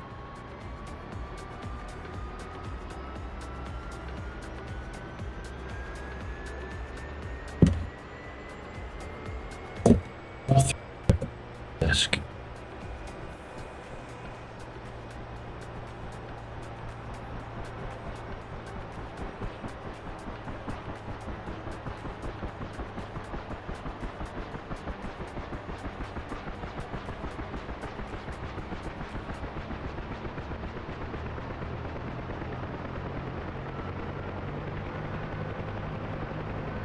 Right, now because it's actually doing something this time, Huey, Dewey and Louie can all be slightly more useful than they have been in the past. We're going to set them to return fire.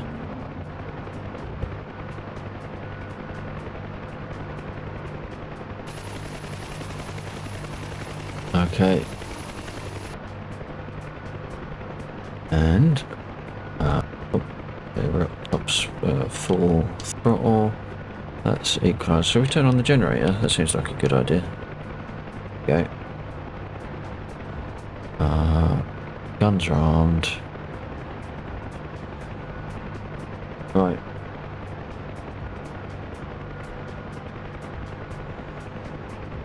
I know we're going off in this direction roughly.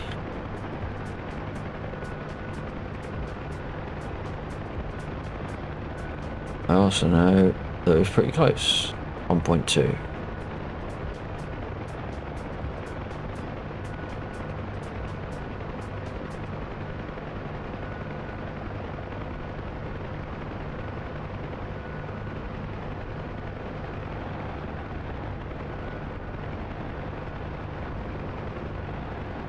Oh my god. Oh wow. That's my guys firing at him as well. Jeez. Huh. So, we are going to risk a flare. Firing flare. There he is.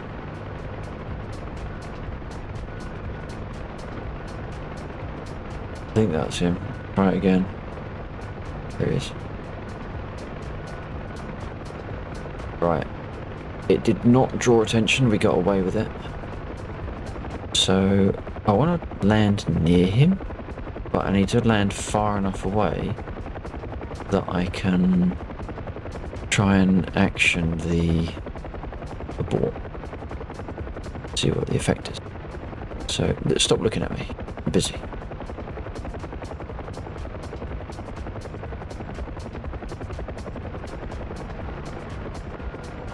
Oh dear. Oh, shit. Was that?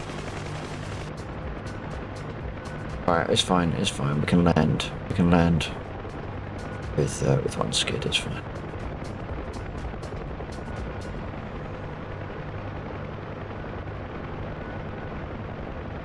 Have to be gentle.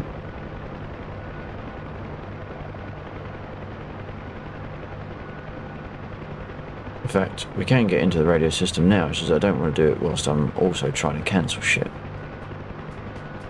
So, we're just going to be very careful. Very careful.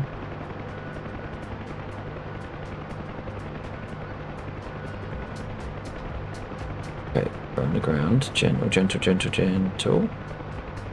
Gentle. There we go. Right. So I can now tell him to buy. So we've got the embark option. So we're going to do F1 to embark. Need to be closed up. Screw you, Lex. Fuck. I don't remember where he is.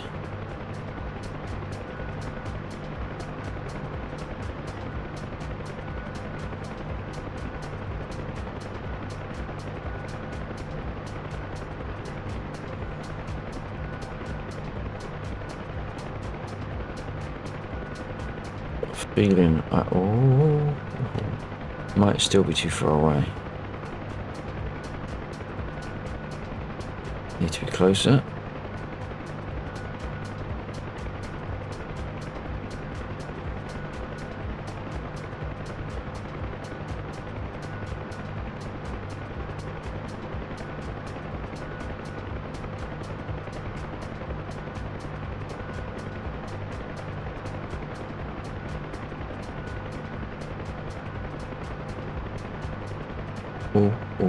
Oh, don't hit the rotors. I mean, it doesn't matter if I do hit the rotors, I suppose.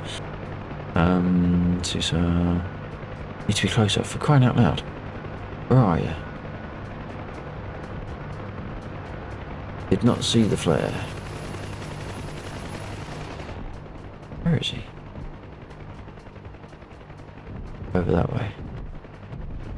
Alright, he's over that way. So which way are we facing? That way, so he's off our right. Over that way. Okay. We have been getting off incredibly lucky with those flares.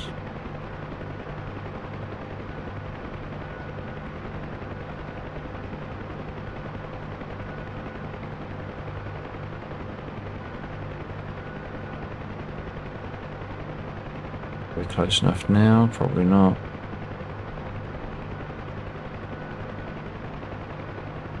Getting in. Right, now, if I do F1, where is he? Shit. Where is he?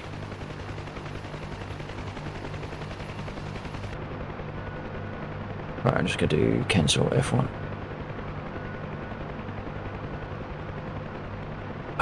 He's there. Oh my god, how close was that? Right, what do I get now?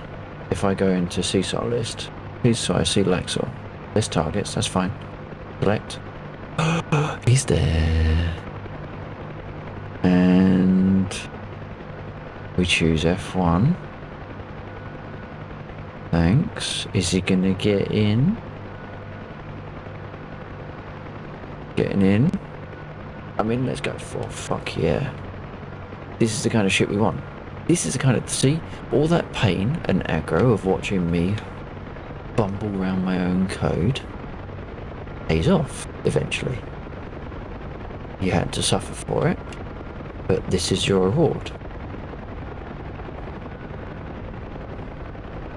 So now we can come back here and drop him off.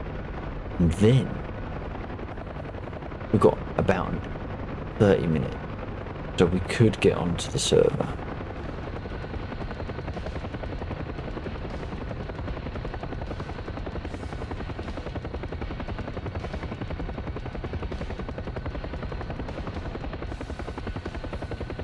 Seems as we're in like a bit of a high moment of the stream, and not just because we've got 30 minutes until it ends.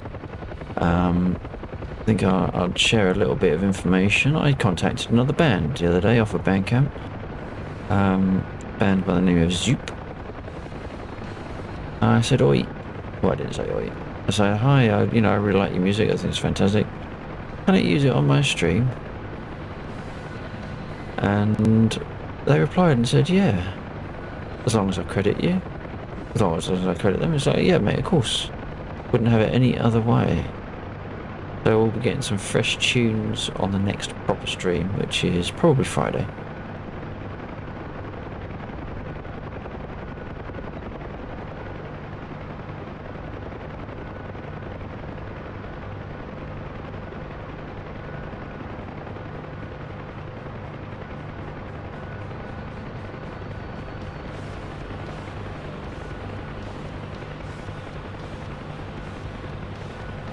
So we're going to do a very careful land over here.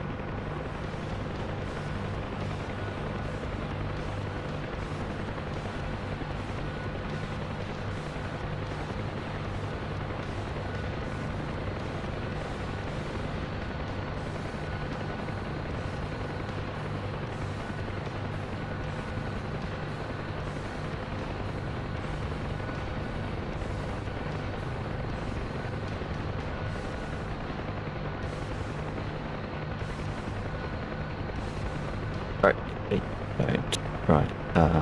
And then we go see start of that. Oh, you shitbag. That's interesting. It didn't make it.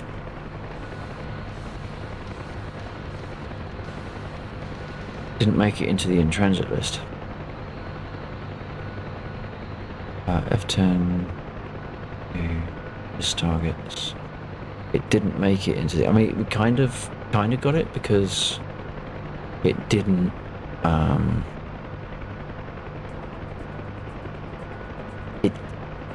The menu system recovered.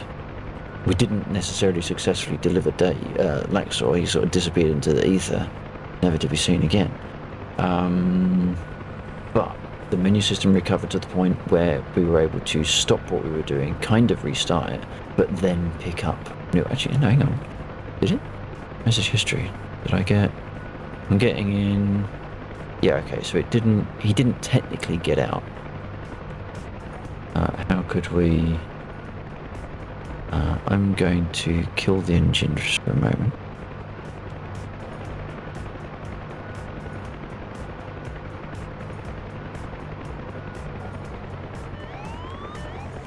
Yeah, you can shut up. So if we come back to the code very briefly.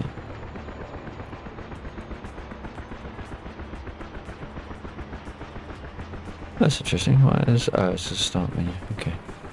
In that case, I'm going to pause my head track because otherwise that will drive people nuts with that flickering around at the bottom. So what did we do? What did we do? We picked him up, and it went from embarking to in transit. This is tidy logistics. So we want the embarking function. Embarking, and it went. I see that should have copied it from embarking over to in transit. Should have. Why did it not?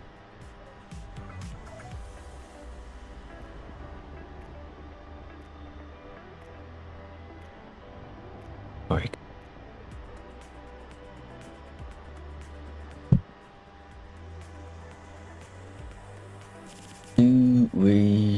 Do we need to fix it entirely, or is it fixed enough to get away with it? Would the next CSAR I do fail at this same point? Fail. Logs. That's what I should have looked at. That would give me an indication. So let's kick up ++. We should have, hopefully, an error that will tell me what I did wrong. Somewhere. Particle system, there's nothing to do with me. There we go. Vital logistics. Attempt to index a nil value, 886. Where is 886? 886. Well, that's a load of bollocks. 8. No, it's not, because that's 866, not 886. God damn it. Okay, there we go.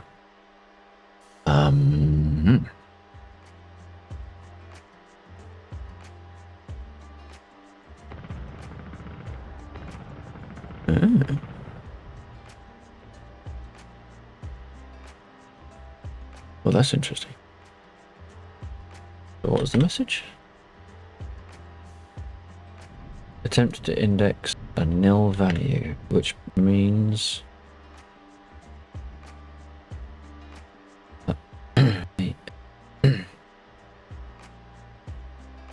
Where's that? Let's see, seesaw. Okay. Seesaw embarking. So it definitely found an object.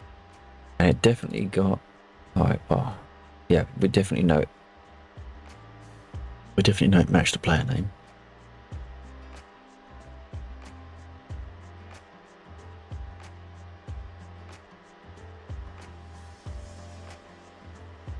The scheduled function was greater than 0 because it was doing stuff. So we removed it.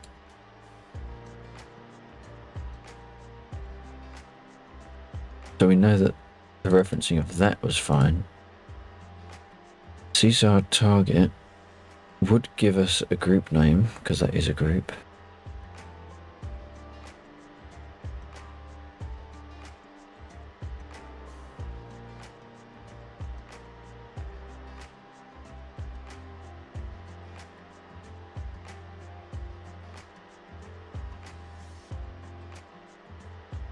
Didn't mess anything up. No, that's just a fake copy. Alright, let's do another one. We'll do one more. I'm going to respawn though.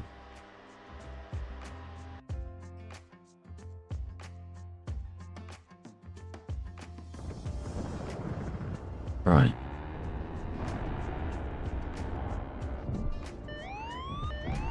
Wow, that was a bit of lag there.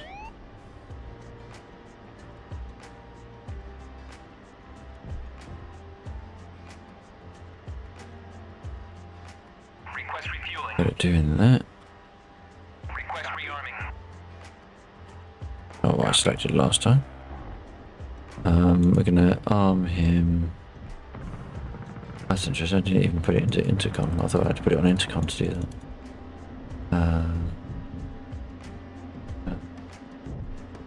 Done. Right, that's that.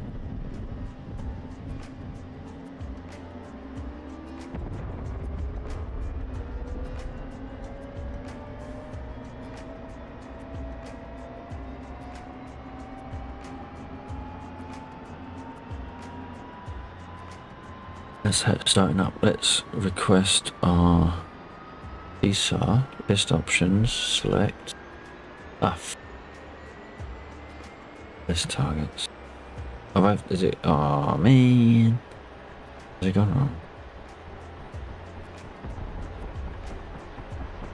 List target. List target. Shit. All right. So clearly doing a list target, I have to leave server, in again.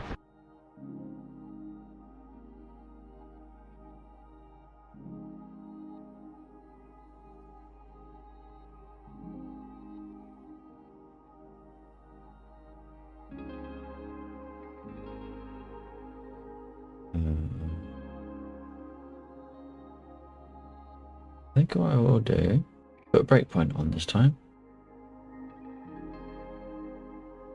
So what we're doing, we want to, this is tidy logistics. So when it comes in here, that was our breakpoint.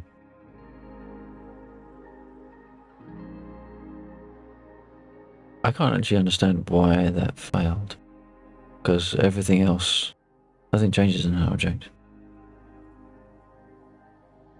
But we'll let it stop on there. So let's start debugger.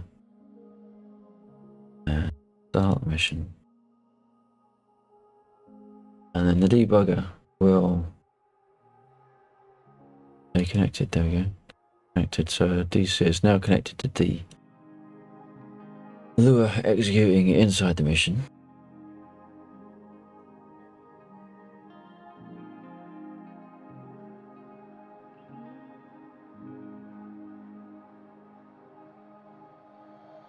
And once again, we're going to do a very quick throw an I-16 into the ground, which I'm sure will make a number of people happy.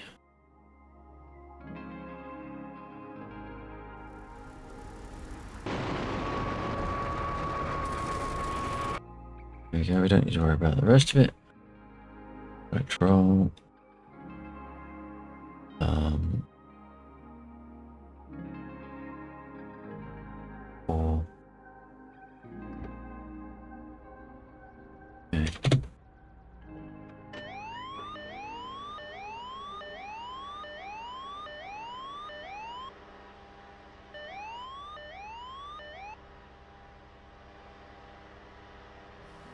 Going on there. Right. These are that one. Request refueling. Request rearming. Copy.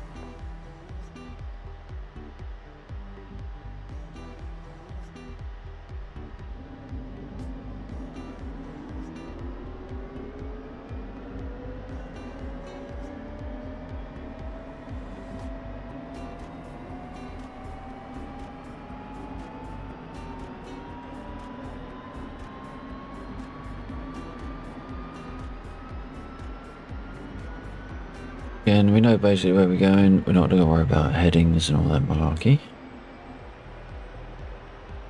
Although we'll use the feature. Let's get ourselves CSAR arranged. Okay, list targets. I've got a breakpoint. Let me just let that run because we want to sit at as little time as possible on our breakpoint. Because it causes the entire process to freeze whilst it's on the breakpoint. Not multi-threaded. And that was build CSAR targets. Okay, so as you can see, the frames are going back up. I need to get rid of some of these, so I'm going to get rid of that breakpoint because it's working moderately well in the first place. That's the breakpoint I want to stop on. Make sure there's none others floating around. Oh, there are a few. What is that? That's unit dead. I'm not worried about that one for the time being. That is...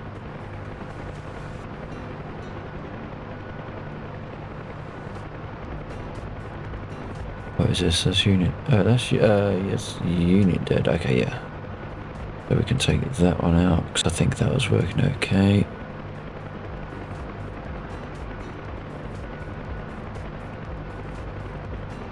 We don't need that one.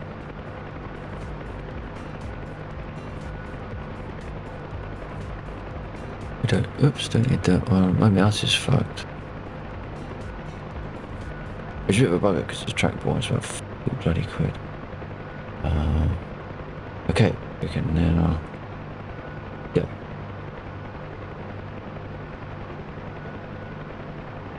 Did I pick up? Did I pick one up?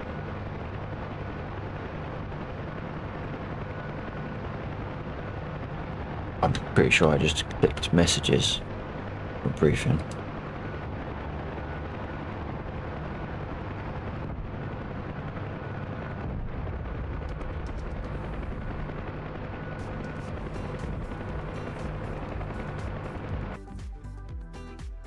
What the fuck? Going to select role. What? Okay.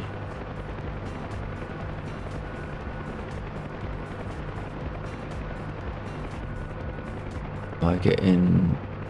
No, I'm not. But the process is kind of locking up a little bit. Oh yeah, but did it actually stop on a breakpoint? And it's just not flashing at me? No. Only the long breakpoint.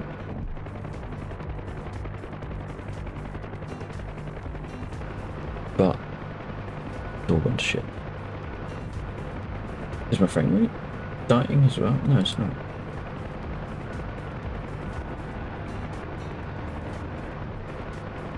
The game engine is going alright. The game graphics are screwed.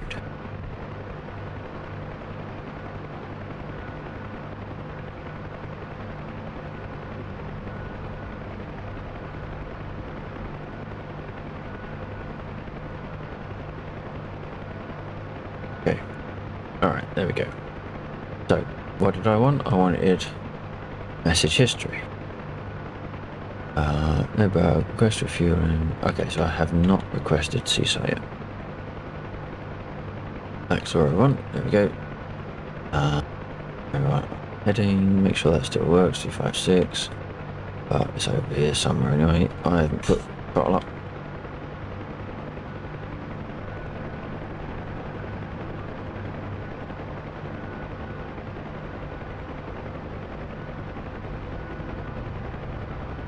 Right, we're not going to worry about flares unless I actually can't find him.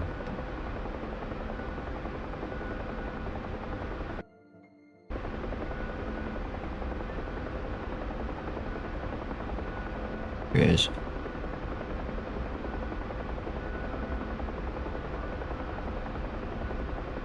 So where it's going to be close enough, probably by that. Probably by the corner actually. Let's try not to screw up the helicopter this time.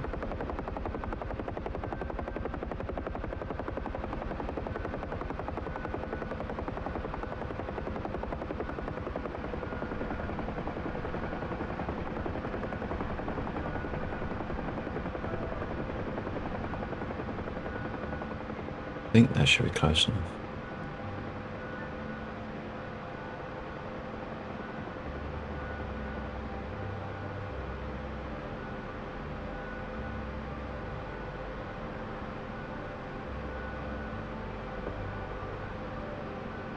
Right.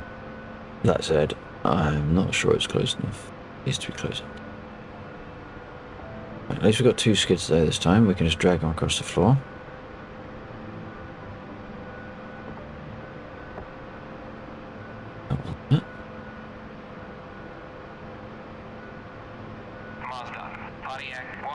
Oh, fuck off. Shut up. Oh, I have to do it by hand because it thinks I'm landing at Mosdock. Right, F10, F2, F1. F1. Needs to be closer. Of course it needs to be closer. Why would it just do it?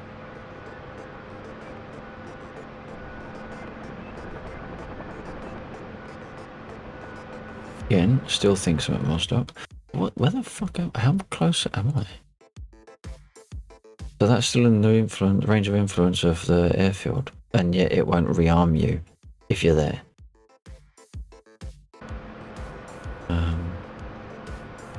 11, 2, 10, that one. Embark, getting in. Okay. So he's coming from there. Okay, there he goes. And we want to cancel it. F1 and cancel. Oh shit. Okay. Damn. Okay. Control. Now this might actually go wrong because we're on a break point, but the person is still moving.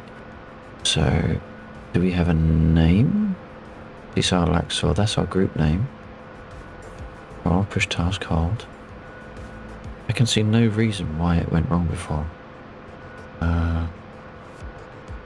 FB11. There. See? Why did it go wrong?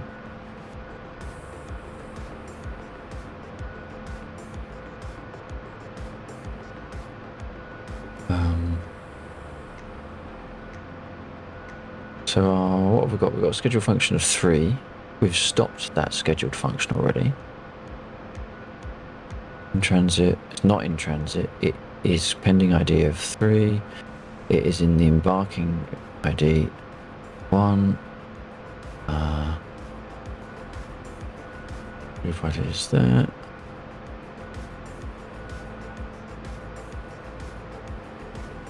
So as we progress through, it's going to clear down these 3, reset our IDs, and then reinsert him into the list. Theory. So we do that. That. And let's just have a quick peek back at the objects. We've got zeros, we've got 0 length player information, we've got the RSD as zeros. All pretty much where it should be. And we've got 1 entry. No, we haven't got 3 entries. So the top entry there, that would have been the one we were working with. So what is the one that we're working with? Because I can't remember the name. Name is Laxor. Right, so it's the only one that's Laxor. So our target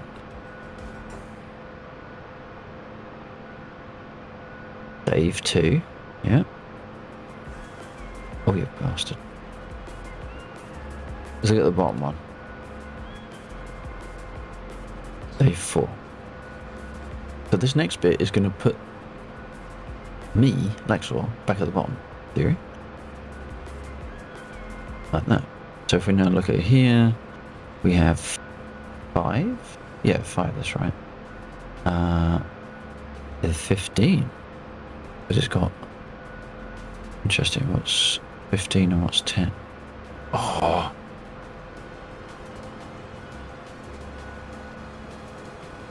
Oh, well, thanks. That's monumentally shit, come on.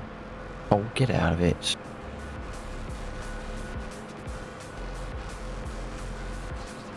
Thank you. That 15.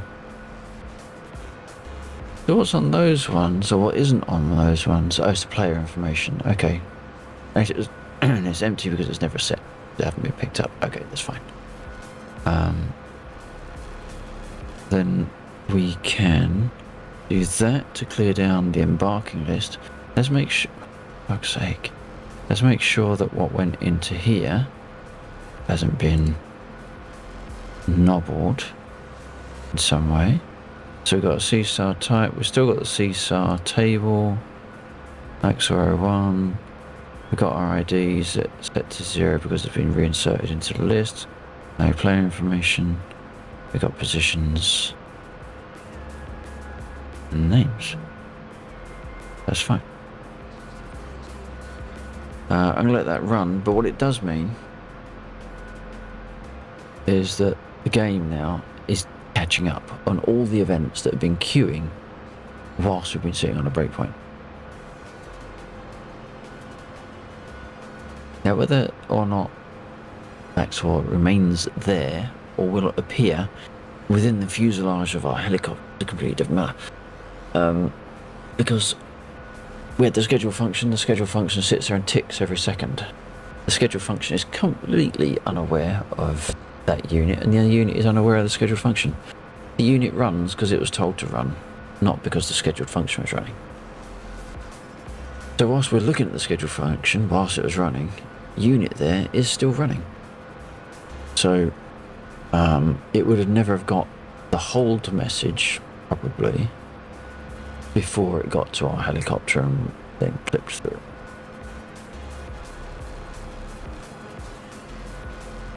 But that wasn't the only thing that was going on. There were other planes flying around, there's other things shooting, there's other things blowing up. So it's got to catch up on all those events.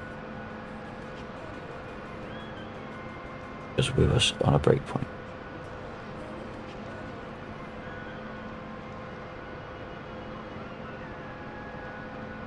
Like good old do events of BB of old.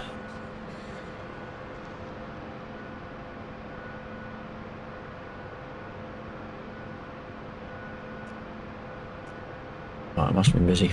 I've gotten through 2 drinks already, and all I've got left is my emergency drink.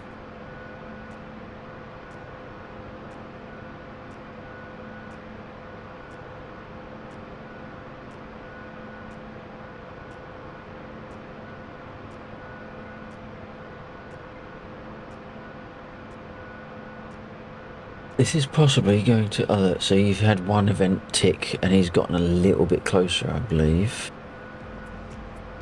When you're using the breakpoints like that, it totally snarls up the server. Totally snarls it up. There is so much going on. In fact, we can probably watch it catch up by looking at the log. If I move that over to one side, we can probably see him approach. Let's pull this in. There we go. We can see him getting closer every now and again. We'll do a reload of the log file.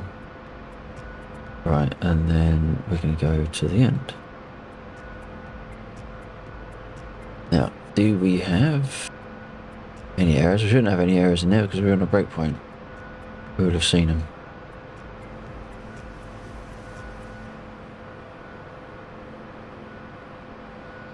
All looks moderately clear. Excuse me.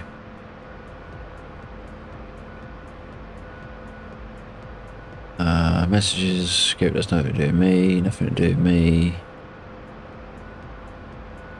Definitely nothing to do with me.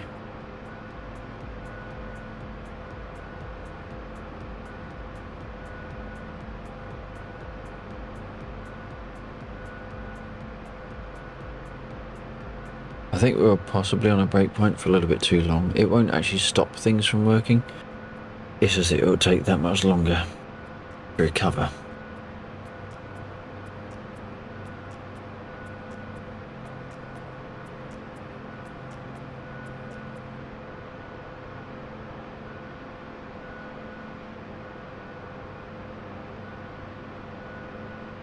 I was really hoping to get that. It's to the point where it was behaving the right way. I mean, I'm pretty sure it's there now, but it's difficult to just to tell. There is some wigginess going on. We had that error pop up, and there's absolutely no reason for that I can tell. I can see.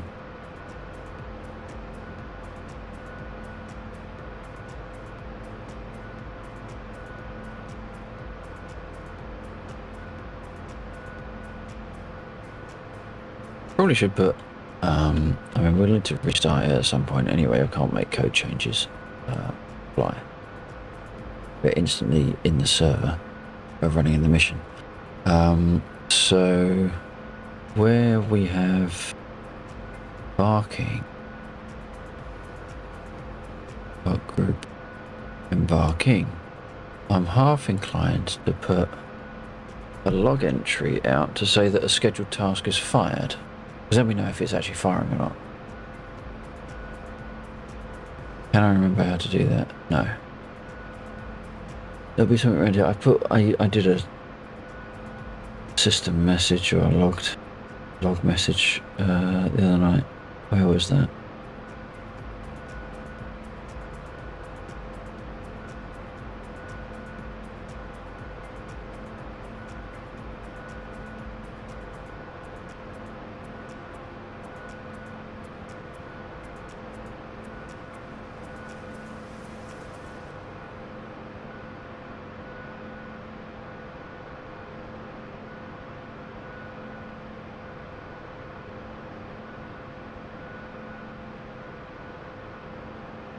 Like environment or env.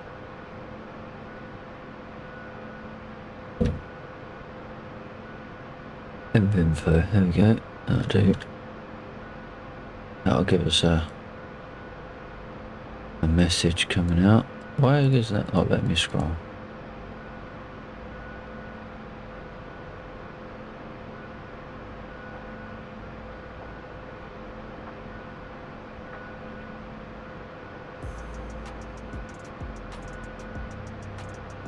Where was we going? Embarking.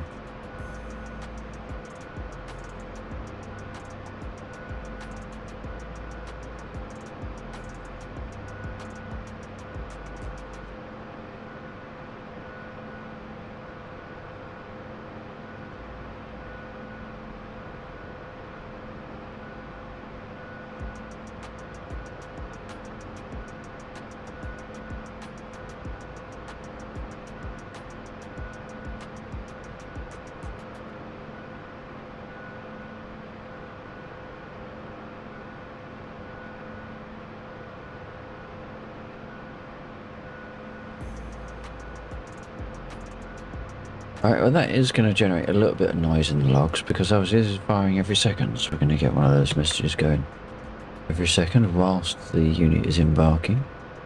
It will also show that it stops firing when we do that, or anything else for that matter.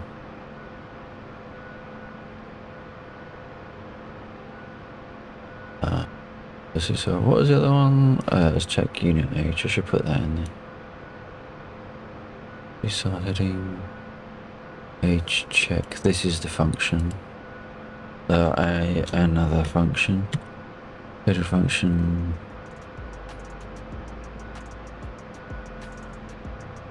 There we go. This also fires, well, it doesn't actually fire that much. It fires once every 3 minutes.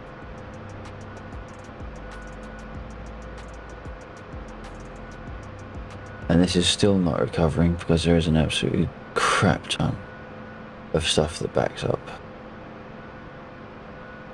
I would normally say, like, what I would normally do, I'd say go and get a coffee. And then by the time I'm done doing that, it would have been all back up and running. But as it is, I'm going to pull it off. Taking too long.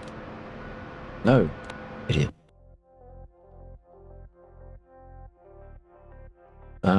It is 1:33.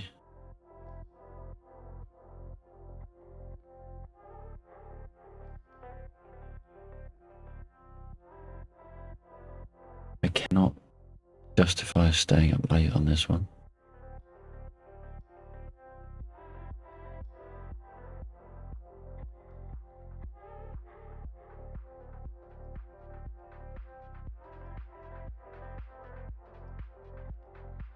We'll do one more local test, and then maybe tomorrow night we'll put it on the server.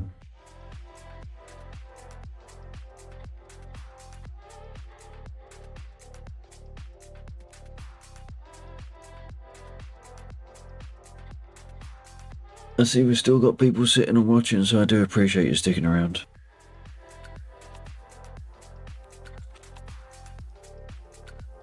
And it hasn't always been an easy watch.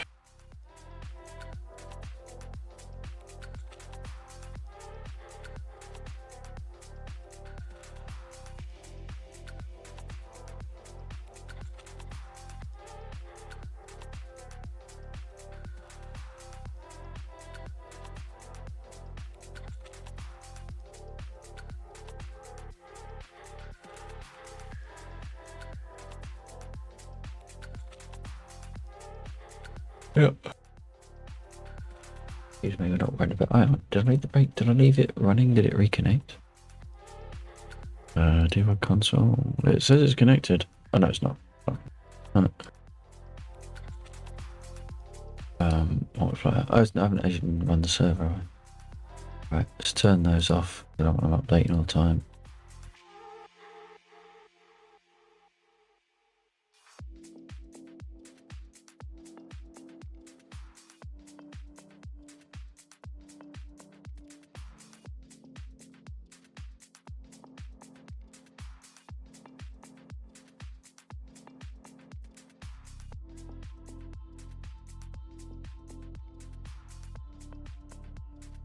That's close. Nearly fell asleep. Nearly fell asleep on my own stream.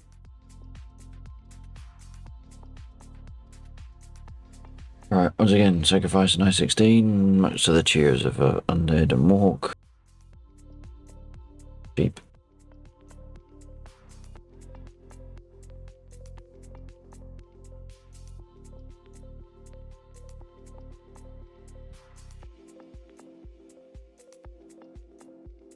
Oh, come on. Not like I got the bloody debugger running.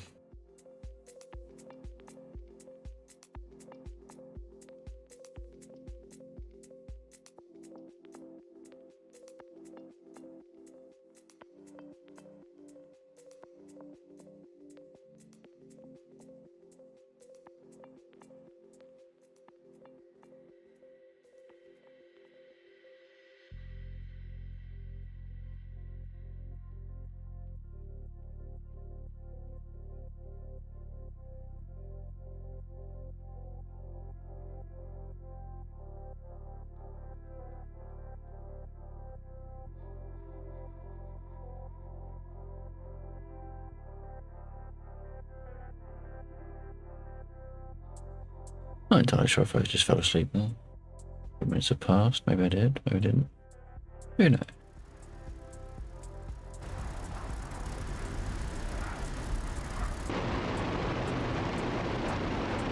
This will be the last test of the evening.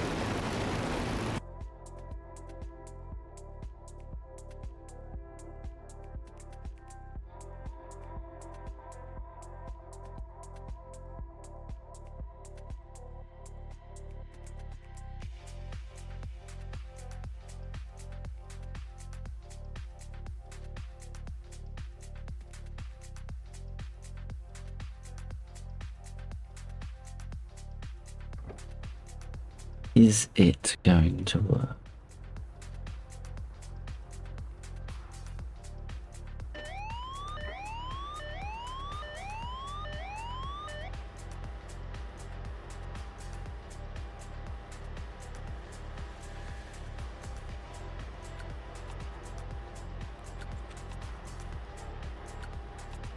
Request refueling. Request rearming. Give me his guns. Yeah. Got a bit of a fight on the frames at the moment. I don't think I can do anything to increase that, unfortunately.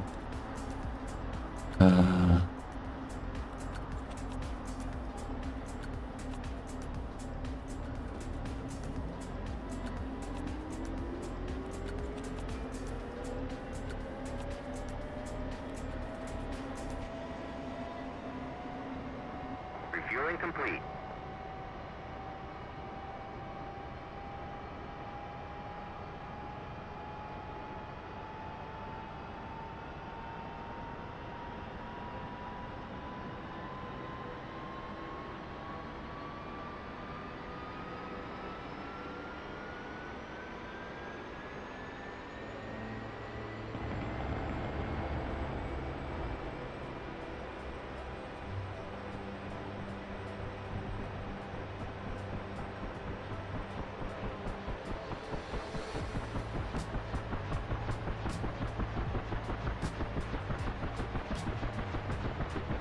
Okay, so we're going to land, we're going to cancel, we're going to attempt to re-pick up. And we're going to do it fast as we can. Without the lag. Please. Please. And if anything goes wrong, that'll be it for tonight. Because I'm tired and can't justify staying up. Starting out, frames. Holy crap.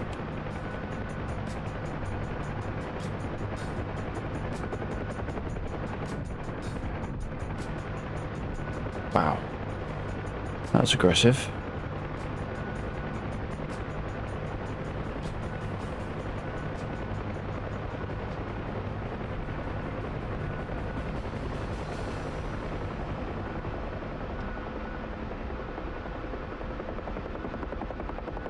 There he is.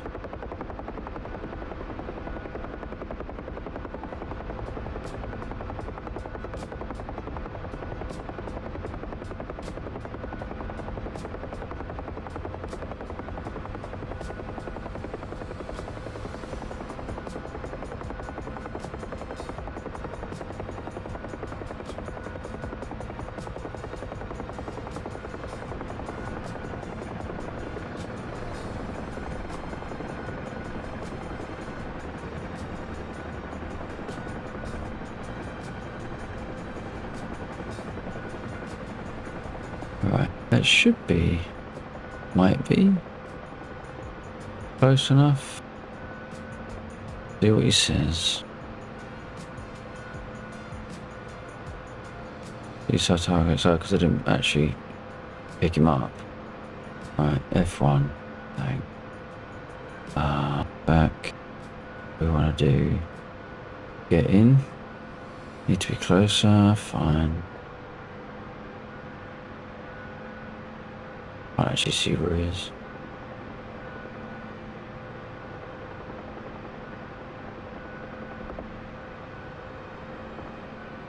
I don't want to request a fucking takeoff.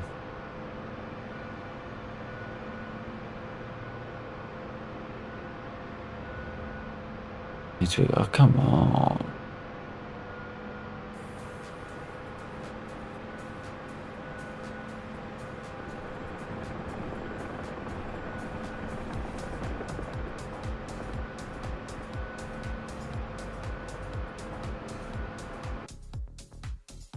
Where is he? Where am I? Oh, okay. Fair enough.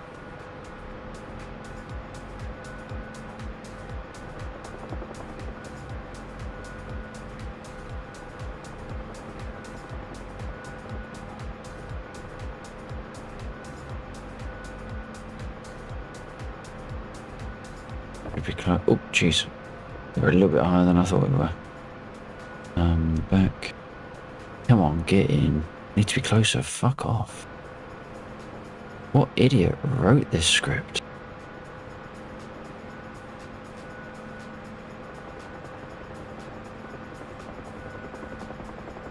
There he is. Oh, oh, oh, jeez, that was close. Right.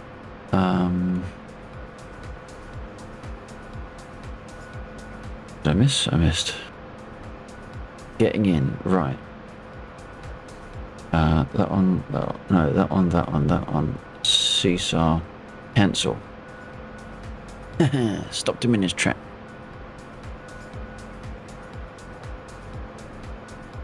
So if it does go wrong in the future, we can at least stop it now. Can we resume effectively? So F1, list targets. That's fine because the first one doesn't do it. F1, backsort, right. F1, thanks. Reopen the menu. Embark. Restarts, please get in. There we go. Right. Now. Oh, no, hang on. Get your ass back on the floor, you. Let's have a quick peek at the log file to prove that the scheduled function was firing, then it stopped firing. Should have put an entry in for that. There you go. Reload. No, reload. There we go. Alright, scheduled function. Seesaw embarking. Fired. There we go. Almost like it worked. Although we only got one. 8 duplicate messages skipped. Okay, so that would have been 8 seconds of that. Which is fine. And then we get another one. Scheduled function, seesaw embarking firing. Yeah, 8 messages, 3 messages. So it's running for a total of 3 seconds. Missed do scheduled function. Error in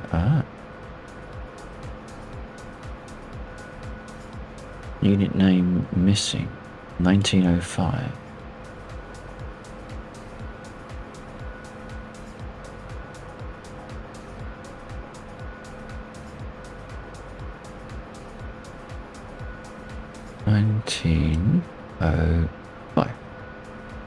Set internal cargo unit name missing. Huh.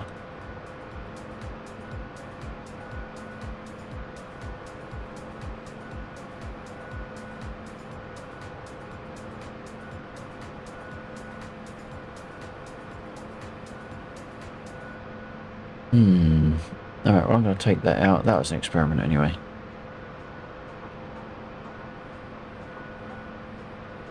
So we won't put that into the server, which would have meant if that blew out, then it probably didn't get into the transit IDs.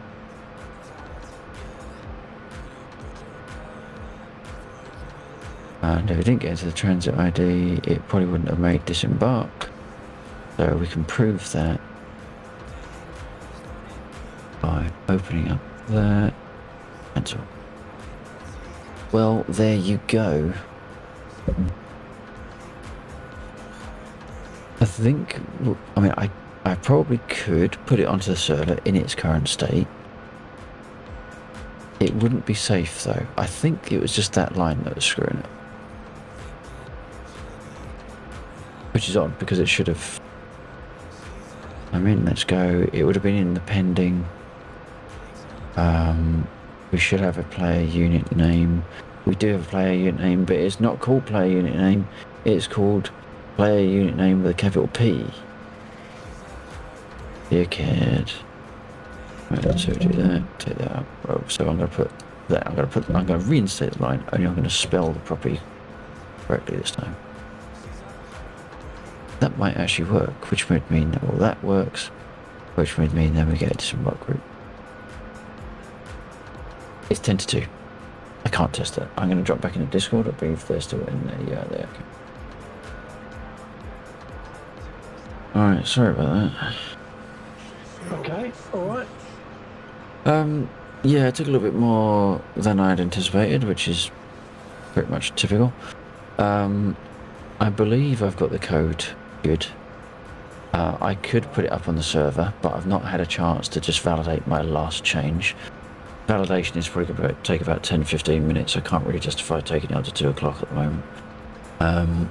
So I will do that tomorrow night. So I might do this again tomorrow. And then it should be clear for Friday. Good. Okay. Well, I've had a couple. But as with all things, I never quite... Alright, okay. Sorry, a couple of trips up in... in the Huey. Oh, right, okay. It's still very unpredictable. I go where it flies me rather than the other way round. Right. But I did manage to actually touch down 3 times without. Oh, right. Yeah, well, that's progress. It is progress, but I just can't. I can't seem to control. As soon as I take off, it wants to do its own thing, and I know what I'm supposed to do. Yeah. I still think that sounds like there's too much power somewhere, or trim is not quite right. I have been reducing, like over tonight, whilst in my attempts at landing and takeoff, I have been trying to be much more conscious of being very gentle on the collective. Yeah. So there's a gauge. Yeah. Which one? I just need to tweak it myself. Right. So there's a gauge next to the altitude altimeter, the digital one. Okay. I'm not actually so I'm trying to imagine. Okay. I can send you a screenshot with some scribbles. But it's a gauge that has oil pressure on the gauge itself, but the label that's underneath it says torque. So I don't quite know what it is, but in either case, it goes from 0 around to 40, and then there's a red line. And around the 40 mark is where you start getting enough power for lift. So as long as you're not pushing the collective past that section of the gauge, you should find you should have a little bit more control over your ascent. Okay. Well, the other thing I've done as well, I'm not sure if it helped or not, was to reduce the slope on the collective. So the slope is so the collective's a little less sensitive. Right. I don't think I ever adjusted my throttle in that respect. Yeah, what you have to remember though, I was just talking to Jeeve about this earlier on. What you got to remember is I'm also doing I'm working. Yeah, I know you have it inverted. Yeah. Yeah, I have it not inverted. Well, not so much inverted. I think I have it the way it would be. So when I push my throttle forward, it's like pushing the collective down. Yeah. I pull my throttle back, but of course with the throttle, you pull the throttle back, you lose power. When you push your throttle forward, you gain power. And of course it's the opposite with the way the collective works, isn't it? Because when you pull the throttle back, lifting the collective up, you're giving yourself more push upwards. Yeah, I think you're trying to use it as if it's side mounted on the side of your chair, Yeah. but flat on the disc. But what you might find, because so you'd lift the lift, which in your case pushes it. I think you maybe the orientation in your head slightly off, because you're pushing your throttle forward, but To ease off, yeah, because if you hold the throttle in your hand, in your hand, and if you lift then your throttle, I mean you can't because it's on the desk, but if you lifted your throttle up and then rotated it round and stuck it on the side of your chair, you would have it so that pushing down on the throttle towards the floor actually increases the throttle's value. So you're in that same position of pushing the throttle forward, but you're increasing your power. Oh, you expect a decrease in power. So your cable for your throttle comes out back, forward, up, down, left, right. It's all going to get inverted as we're talking about it. So the cable comes out of your throttle towards your monitor. So the edge of your throttle that is closest to your monitor is where the cable comes out. Yeah. USB cable. So your throttle's got a USB cable. Hang on, we're talking about actual throttle on my desk and your USB. Yes. Yeah. Right. Yeah. So the cable comes out of. It depends on what base you refer to it as. Would you refer to that as the back edge of the throttle or the front edge of the throttle? Well, So the comes out of the unit. yeah. How would you describe that as the front edge or the back edge? Yeah, I'd describe it as the front edge. Yeah. Front. Okay. It's furthest away from it. Yeah. So if you're holding your throttle in your hand, the front edge is in front of your fingers. As you pick the throttle up and twist it round onto the side of your chair, Yeah. the cable is pointing down. Yeah. Your throttle's the wrong way round, because what you would need to be able to do is turn your throttle round so that the cable is coming out the top, so that when you lifted your throttle, whoops, I just blew it. When you lifted your throttle, you increase your power, and that's what you want. No, what I'm after is that when I move my throttle lever, it reacts, or the collective reacts likewise. So Yeah, but what you've got it on your desk though. If I Well, push my that doesn't make any sense. In a real helicopter, you pull up towards the sky, you pull collective up, you literally pull the handle up yeah, towards the sky. When you pull What I'm saying collective, is you're not moving the throttle up towards no, up I towards know. you, you know? I know, but what I want is to be able to control the chopper by moving the collective, as we see it on screen, up and down. So looking at my throttle, if I push my throttle forward, it pushes the collective down. Okay? So,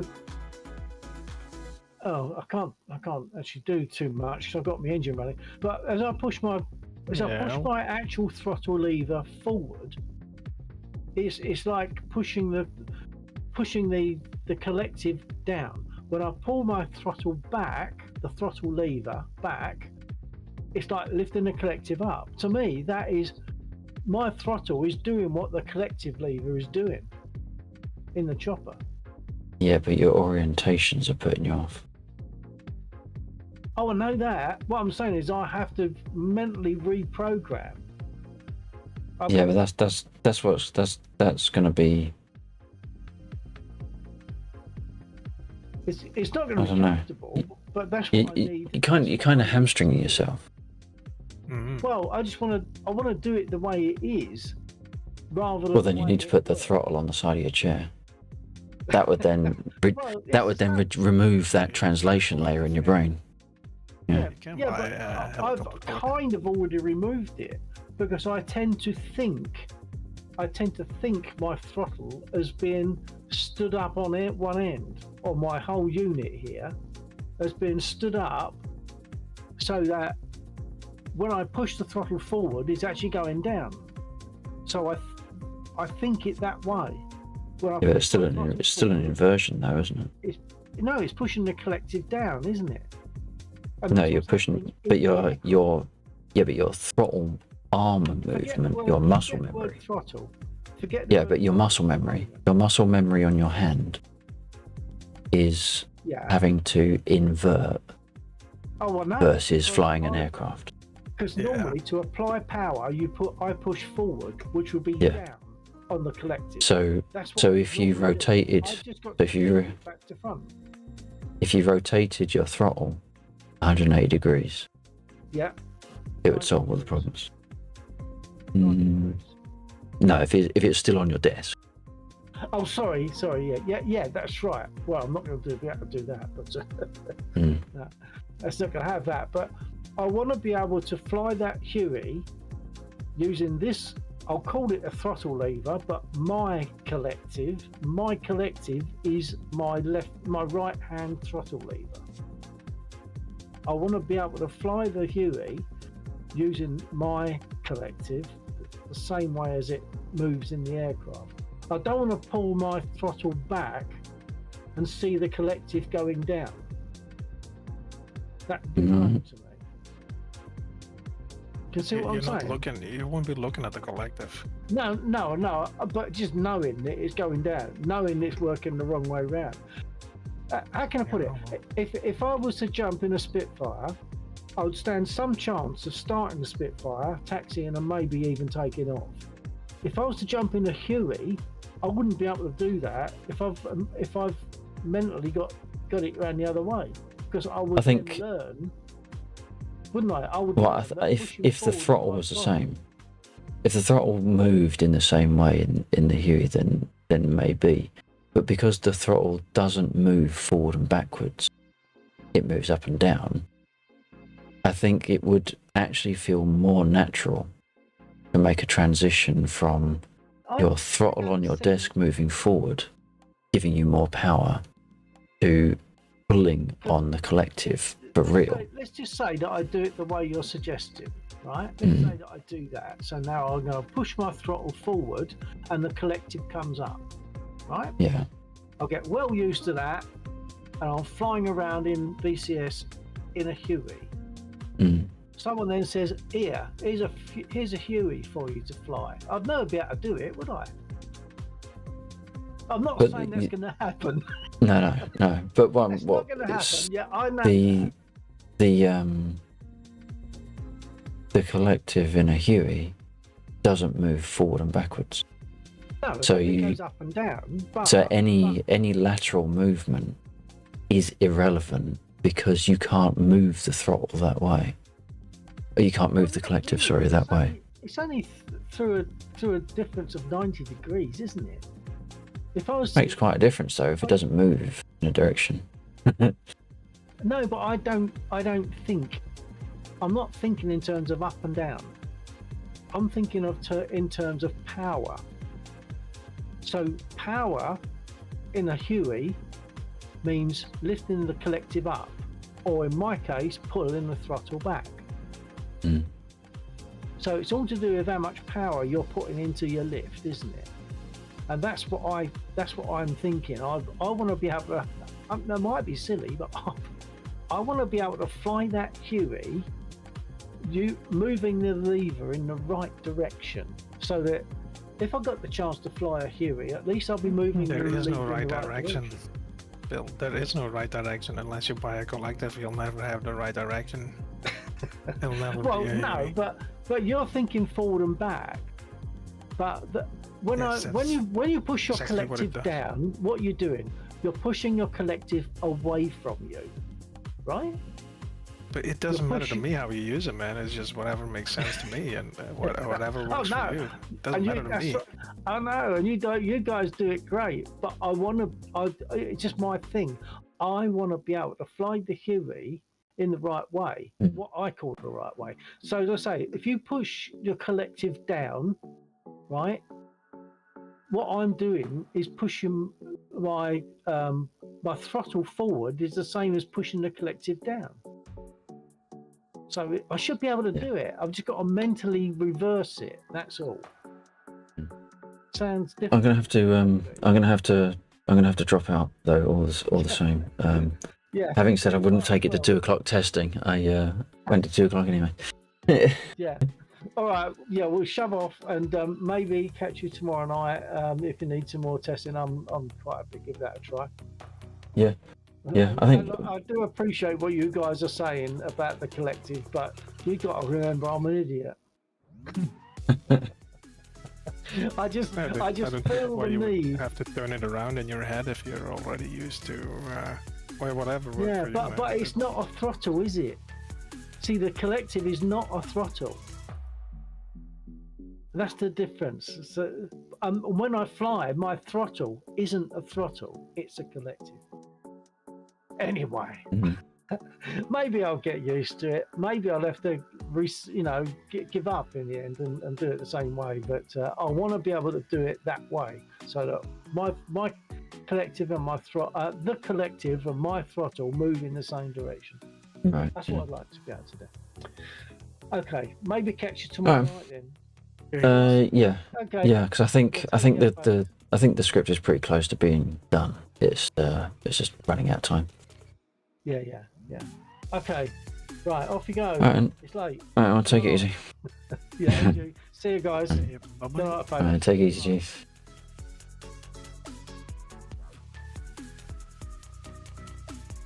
It's cool. Right. Okay, that is done. Well, it's not done, but it's nearly done. Bit of a bummer that we ran out of the testing time right towards the end of the end of the evening here. But thank you to the players, chatters, and lurkers as it dropped in, dropped off, and dropped down throughout the course of the stream. Special thanks to Build 949T for running the mission on his kit. If you're not familiar with Bill, he is him. So go and check him out. Drop him a follow if you can. I'm sure you'll appreciate that. Although, not too many followers. I'm trying to catch up with him. If you keep following him, then it's like age. I'll never catch up. He's my dad. I'm the gamer in the family. Damn it. All right. Enough of it. Right, but also thanks to Jeeve who joined us in the server as well. Thanks to oh god, I got to remember how I marmalised this name earlier.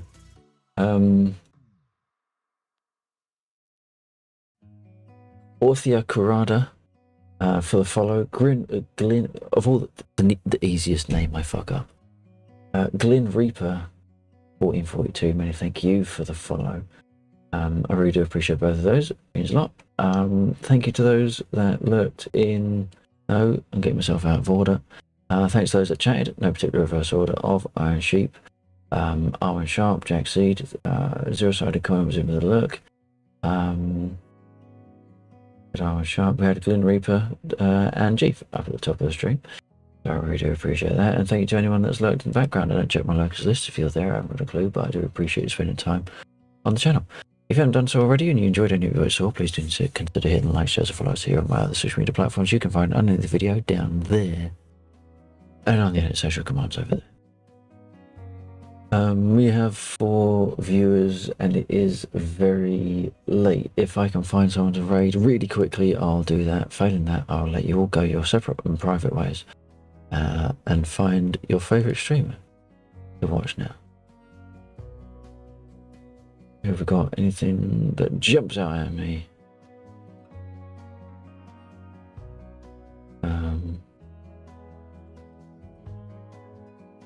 No, I can't raid. If I raid, I get tied into chatting, and that just draws it out even later.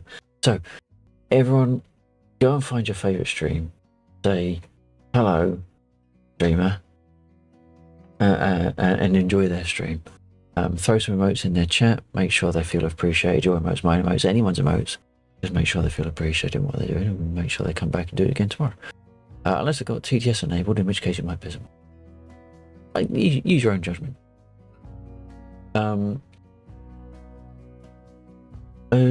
Yeah, so all it remains for me to say then is whatever you do, whatever you play, have fun. More importantly, stay safe. Thank you very much for joining me this evening. I really do appreciate it far more. You realise we'll be doing a little bit more of the same tomorrow, because I'm determined to get this finished Friday for when more people might be around. But until then, take care.